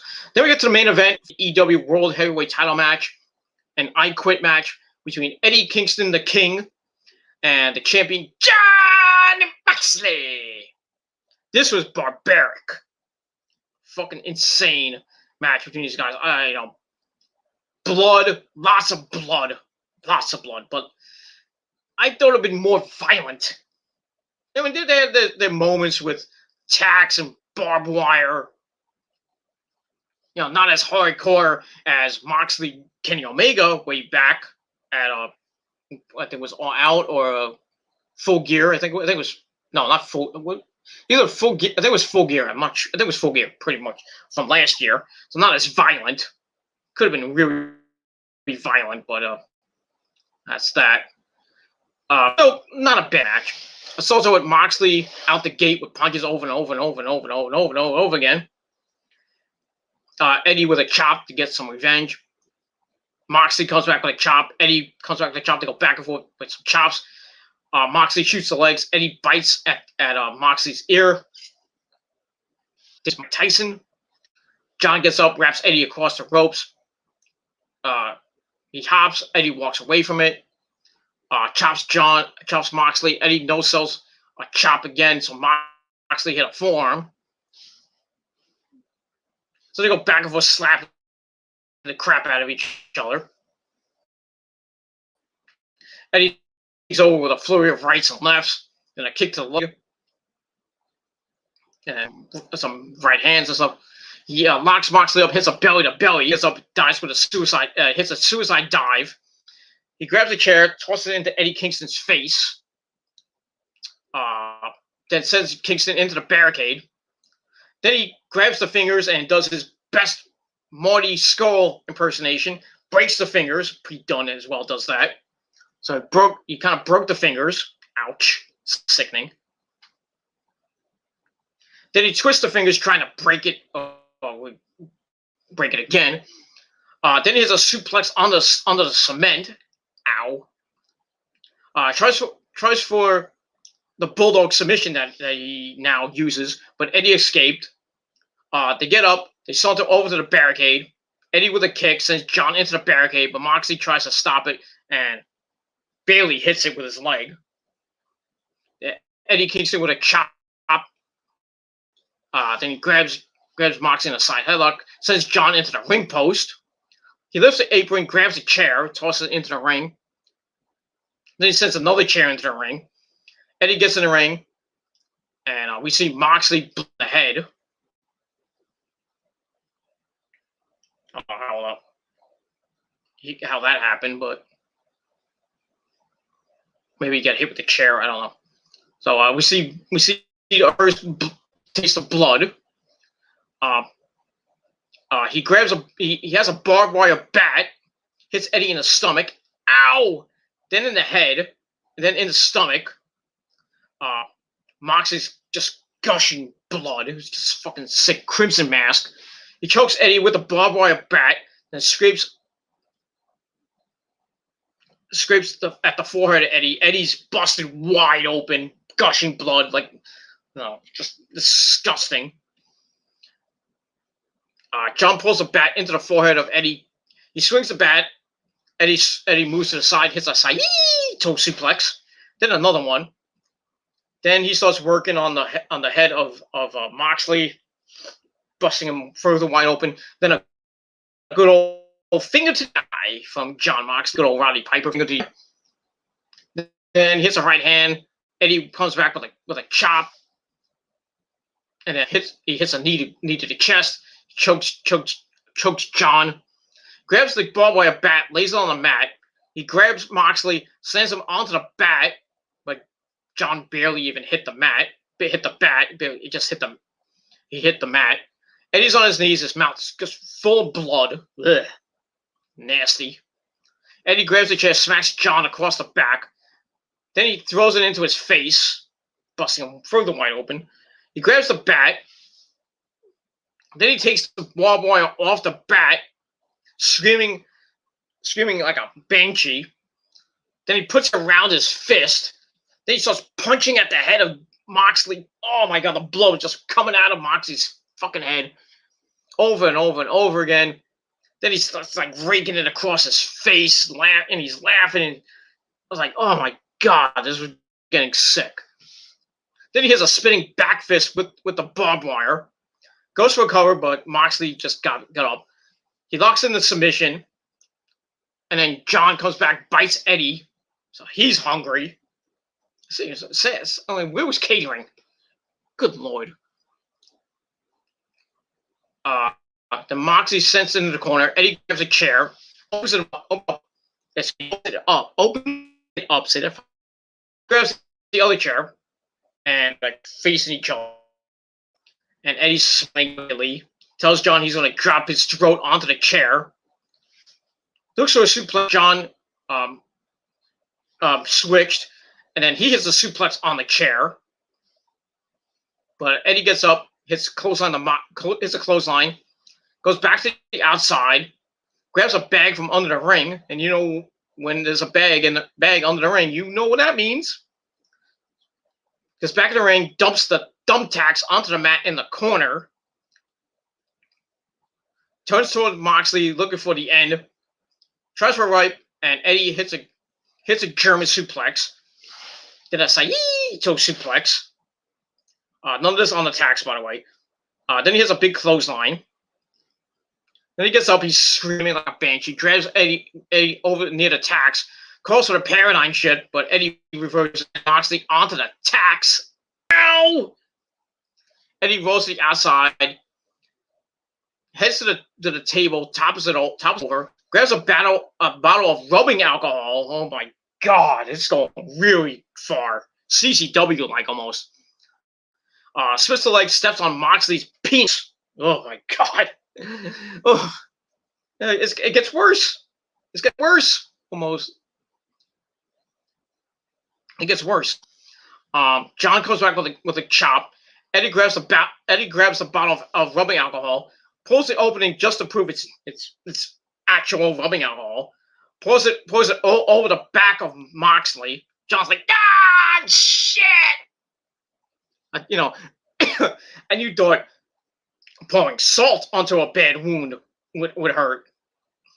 Rubbing alcohol can do that too.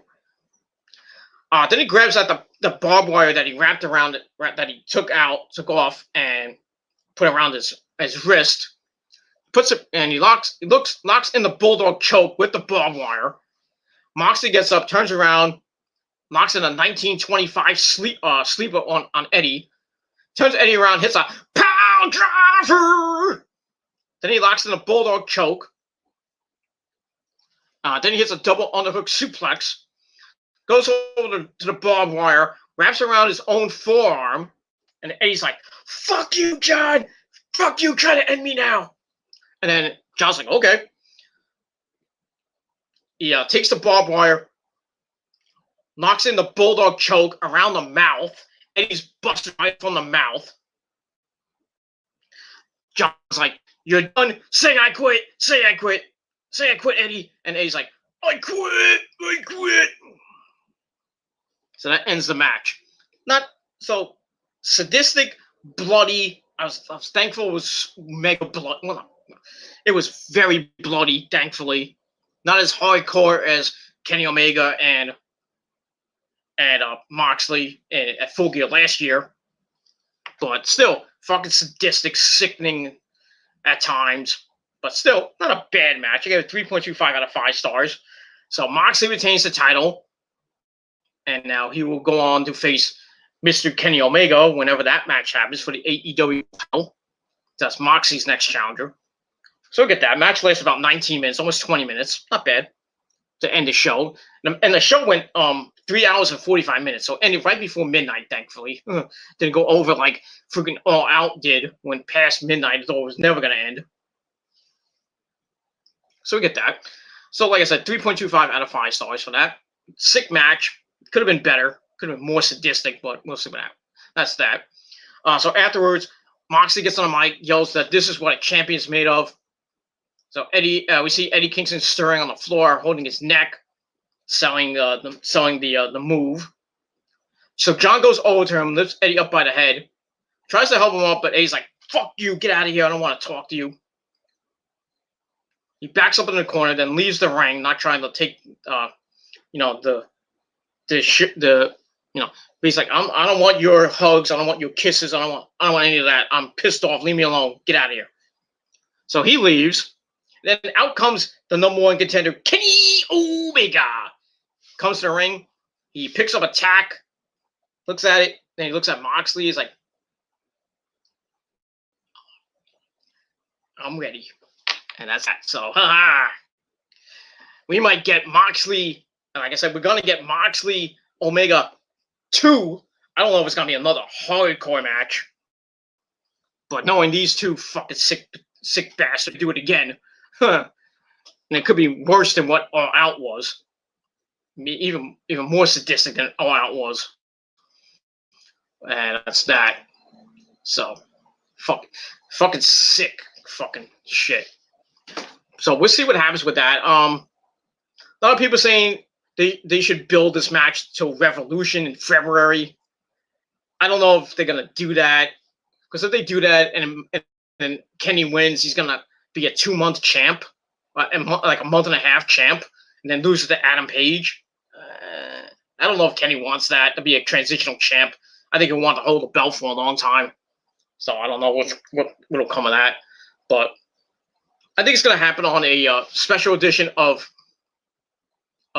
Dynamite, maybe by the end of this month or by the end of the year. I think it's probably going to happen by the end of the year.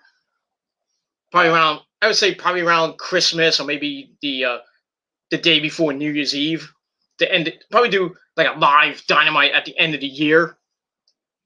I don't think they're going to do like a best of 2020 for AEW Dynamite or anything like that. They might still do that, but I think they probably will do is a live show on December the 30th in Daly's place, and that'll be a big time show. Maybe they'll put Moxley Omega as the main event of that Dynamite to end the year off with a bang, and then Hunter and Hunter would be like, "Oh, we gotta put something up to counter this. We gotta put something up to counter this."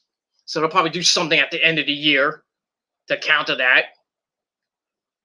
Maybe have like their own world title match with if even still has the belt by then. Finn Balor going up against, I don't know, maybe a returning Killer Cross. They could do that. And Killer Cross will win the belt going to the new year with the belt. They might do that at the Takeover in December. I don't know. I really don't know when Killer Cross is coming back. He might come back at War Games, though. I don't think Finn's gonna be there. He'll probably drop the belt on an episode of NXT, and they'll have some type of tournament, and then there'll be like a mystery opponent in the tournament. We don't know who it is, and then we find out it's Killer Cross. He wins the tournament, gets the belt back for the second time, and he holds it for a very long time. Like he should have before he got that shoulder injury during his match with Keith Lee. So, and it'd be nice to see Scarlett Bordeaux and her hot ass again, but we'll see. I think Killer Cross will probably get the belt before the end of the year.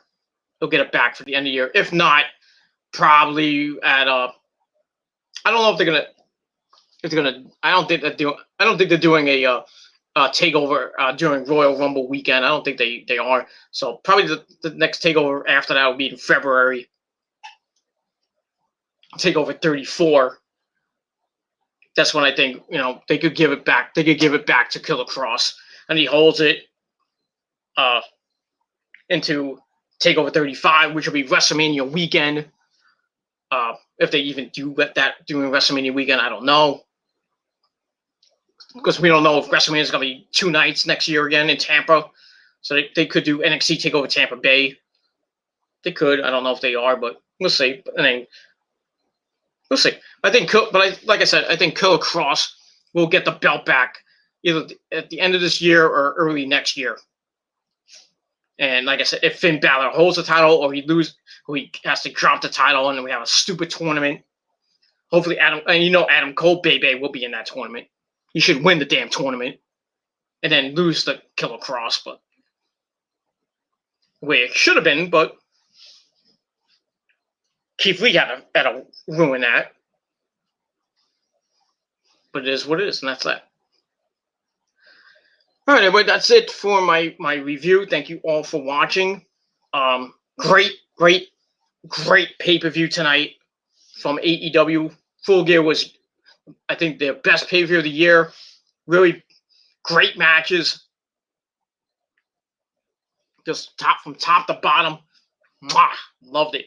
So I gave it a solid 8.5 out of 10 stars. It might be overrating it a tiny bit, but it's my video, my show, whatever. If you don't like it, well, prove me wrong. That's all I gotta say about that. So that's all I really gotta say about it. So like I said, 8.5 out of 10 stars for Full Gear, and we'll see what happens this Wednesday night on AEW Dynamite. And see the fallout from Full Gear as we head into the new year at the rest of the way. And that's that. So we'll see the new TNT champion Darby Allin. What's going to happen with him? We might see Hikaru Shida on the show. What her next challenger might be. We'll probably have Kenny on the show. Maybe going face to doing something. They do something with Kenny talking about being number 1 contender and going after Moxley. You'll probably cut a promo. Moxley might cut a promo as well. We'll see what happens with that. Probably hear from the Bucks, the new tag team champions, and see where they go. Maybe a rematch with FTR. I don't know. But we'll see. And we see how Matt Jackson's leg is. Still probably going to... I think they're going to hold like I said, I think the Bucks going to hold the belts for maybe a month, maybe 2-3 months at most. And then they'll lose the belts. I don't know to who, maybe the Best Friends, or maybe back to FTR. Or maybe, not the Butcher and the Blade. I really don't think so. Maybe the Lucha Brothers, or maybe Private Party. I don't know. But they're going to lose those belts. And then Matt Jackson will might go under the knife, go get his knee fixed. So he'll be out maybe 6 to 8 months. So we probably won't see much of the Bucks anymore, except for maybe on BTE. Nick will probably be in singles action. So maybe he can go for the TNT title. And that's that. So, but, we'll see what happens with Matt and Nick on the show. And that's pretty much all I got to say about that. So that's it. Thank you for watching. Once again, 8.5 out of 10 stars for Full Gear. And pretty good way to end a remarkable Saturday in America, in the world. And that's that. So that's it. Thank you for watching. I'm Peter Gilmore signing off. And if you can leave your thoughts and comments about Full Gear in the comment section of the video, you can do your own video reply if you wish. If you have any questions regarding Full Gear, regarding AEW, or any wrestling promotion out there, WWE, Raw, SmackDown, NXT, New Japan Pro Wrestling, Ring of Honor, or any of the indies are going around, let me know your questions, and we'll get to maybe a Q&A maybe before the end of the year. We'll see. And you can send me your questions via Twitter at the Twitter link down below. So click the Twitter link. Follow me on Twitter. and leave your questions. Leave me a tweet. Leave me a DM with your questions or any concerns. And that's all I got to say about that. And that's it. So hope everybody has a great end to your weekend tomorrow. Got football Sunday. Nothing really good tomorrow. I think it's the Buccaneers and the Saints. I think it's the game of the week.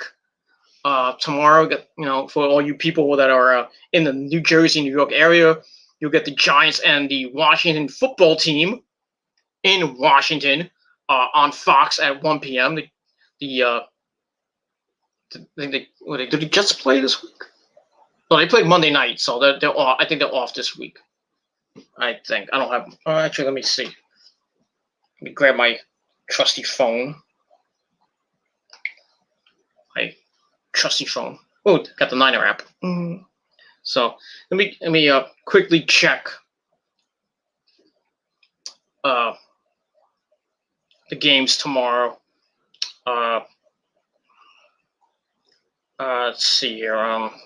Yeah, the Giants got the Washington football team on Fox at 1 p.m. And the Sunday night game is the Jets play on Monday night against the Patriots. So that should be fun. Can you say 0-9? I can. 0-9. So the Jets are going to lose on Monday night. But but now with the Patriots with their backup quarterback, no Cam Newton, because I think he's benched and he's probably going to get traded. We'll see. Maybe the Jets will pull it off. Maybe they'll get that win. No, I don't. A lot of people saying they're going 0-16 and tanking to get Trevor Lawrence. I still think they'll get him, maybe with one win. But I don't see him. I really don't see him getting another win this year. But we'll see. So that game is going to be on Monday night on ESPN. I don't know if it's going to be on Channel 11 like the Giant game was this past Monday night, or it's going to be on Channel 2 or Channel 4. Probably on Channel 2, because usually that's a Jet channel. So probably be on Channel 2 here in the Northeast in New York, New Jersey market. So we'll see what happens with that. Like I said, Saints and Buccaneers, the game of the week on Sunday Night Football. So not really much to watch tomorrow besides the Saints and Buccaneers. But if you are a Giant fan, you can watch that crappy game. And other than that, pretty much a week, the rest of week 9 looks like crap. We got the Seahawks and the Bills. So that'd probably be a decent game. Go Bills. even though my Niners got destroyed on Thursday Night Football by the Packers. Just got utterly destroyed. I think it was 37-17 or something like that. So the Niners are 4-5. They play the Saints next Sunday in New Orleans. I think that game is at 1. Let me check. That game's at 4:25. I think that's the game of the week on Fox, even though the Giants and the Eagles are playing at 1 o'clock. So we'll see if there's going to be a doubleheader next Sunday. Hopefully there is. I want to see the Niners on TV again. I saw them on Fox this past Thursday night. So hopefully we get to see them on Fox again against the Saints. And I think the Saints are going to murder them because the freaking Niners are fucking decimated. No Jimmy G. He's done for the season with his ankle injury. Kittle supposedly is out for the season with his ankle injury, though he says he wants to come back in 2 weeks. So he might come back after the bye week against the Rams. So who knows with that. A bunch of other guys are injured in the secondary. And they might get Mostert back this coming week. Maybe Debo comes back this week or next week, I should say. So they'll get some guys back next week, but still you gotta have Nick Mullins as quarterback. I have no fucking faith in that guy. No faith. So I don't see the Niners even possibly getting another win this season. They might go 4-12 at this point. But I'm hoping. I'm hopeful. I just don't think they'll beat the Saints next week. And they may not beat the Rams. So by the time you get to week 13, week 12, week 13, they might be a 4-7, a 4-8, I should say. And the playoffs it might look pretty dim for the Niners. They'll have to run the table at the end to just get into the playoffs and hope and get some help to maybe get the 7 or the 8 seed. Actually, the number 6 or number 7 seed. But at this point, with all the injuries, no Jimmy G, no Kittle, no Debo, no Bosa, just I think the season's you can pack up your bags and hope for next season with Jimmy G or without. I think they might get rid of him.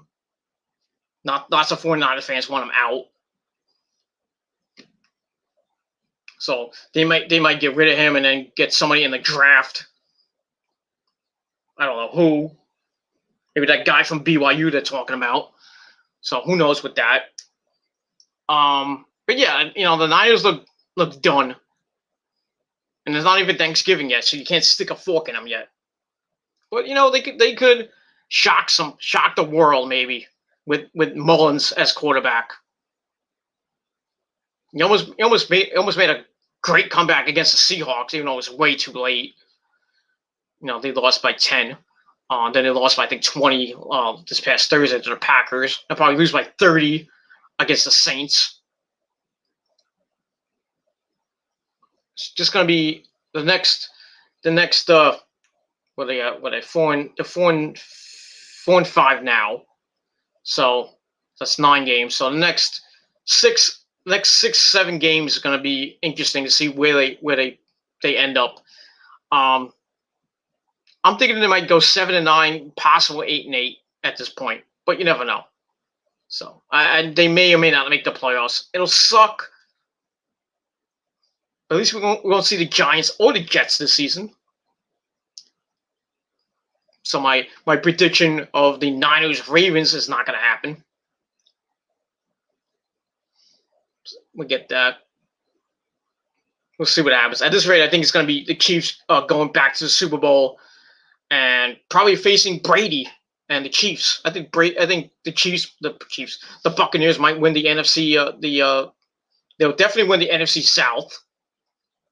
So it's either that it's a dogfight between them, the Panthers and the Saints right now.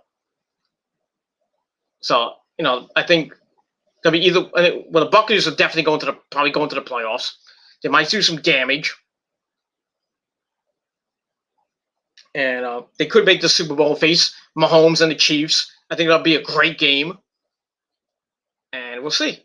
Maybe if the Chiefs repeat, or Brady gets his 99th ring, and the mystique of the GOAT continues.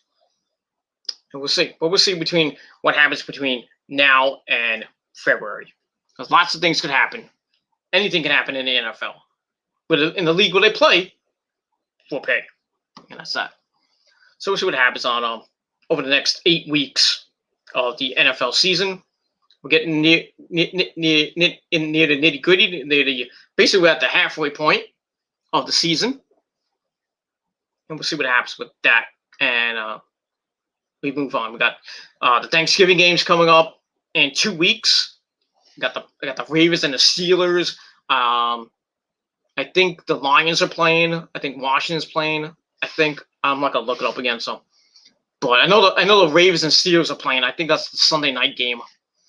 Not the Sunday night, the Thanksgiving night game on the NFL Network on Channel 4. But we'll see. But Thanksgiving's going to be a pretty good day of football. Hopefully I can watch at least maybe end of one game, maybe watch the 4 o'clock game, and then maybe watch the 8 o'clock game. Hopefully I don't have to work late. I'm trying my best to work the early shift. Maybe I can work 7 o'clock in the morning to maybe 3 o'clock, and then get out at 3, and or work 7:30 in the morning to 3. Or 3 to 3:30, get out, and then watch the 4 o'clock game. Watch a little bit of the 8 o'clock game, because I don't know what time I'm going to be working on Black Friday. Might be 3, 4, 5 o'clock, depending what happens with that. Then I got to work Cyber Saturday. Well, Saturday, basically. So we'll see what happens with that. So my Thanksgiving's gonna suck, but gotta make the money you wish you had. And that's that. So now I'm off for the next 5 days. Get some sleep. Like I said, watch football all day tomorrow. Monday, got some errands to run, and that'll probably be it. And then got Monday Night Raw on Monday.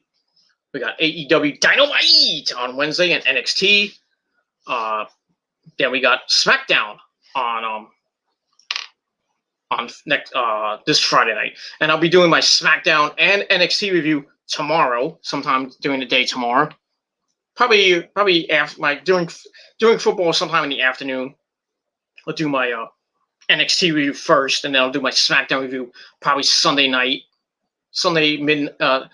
probably like Sunday evening, Sunday night. I'll do my SmackDown review, getting it ready for Monday Night Raw on Monday, and then we'll start the new week with some wrestling, and we'll see what happens with that.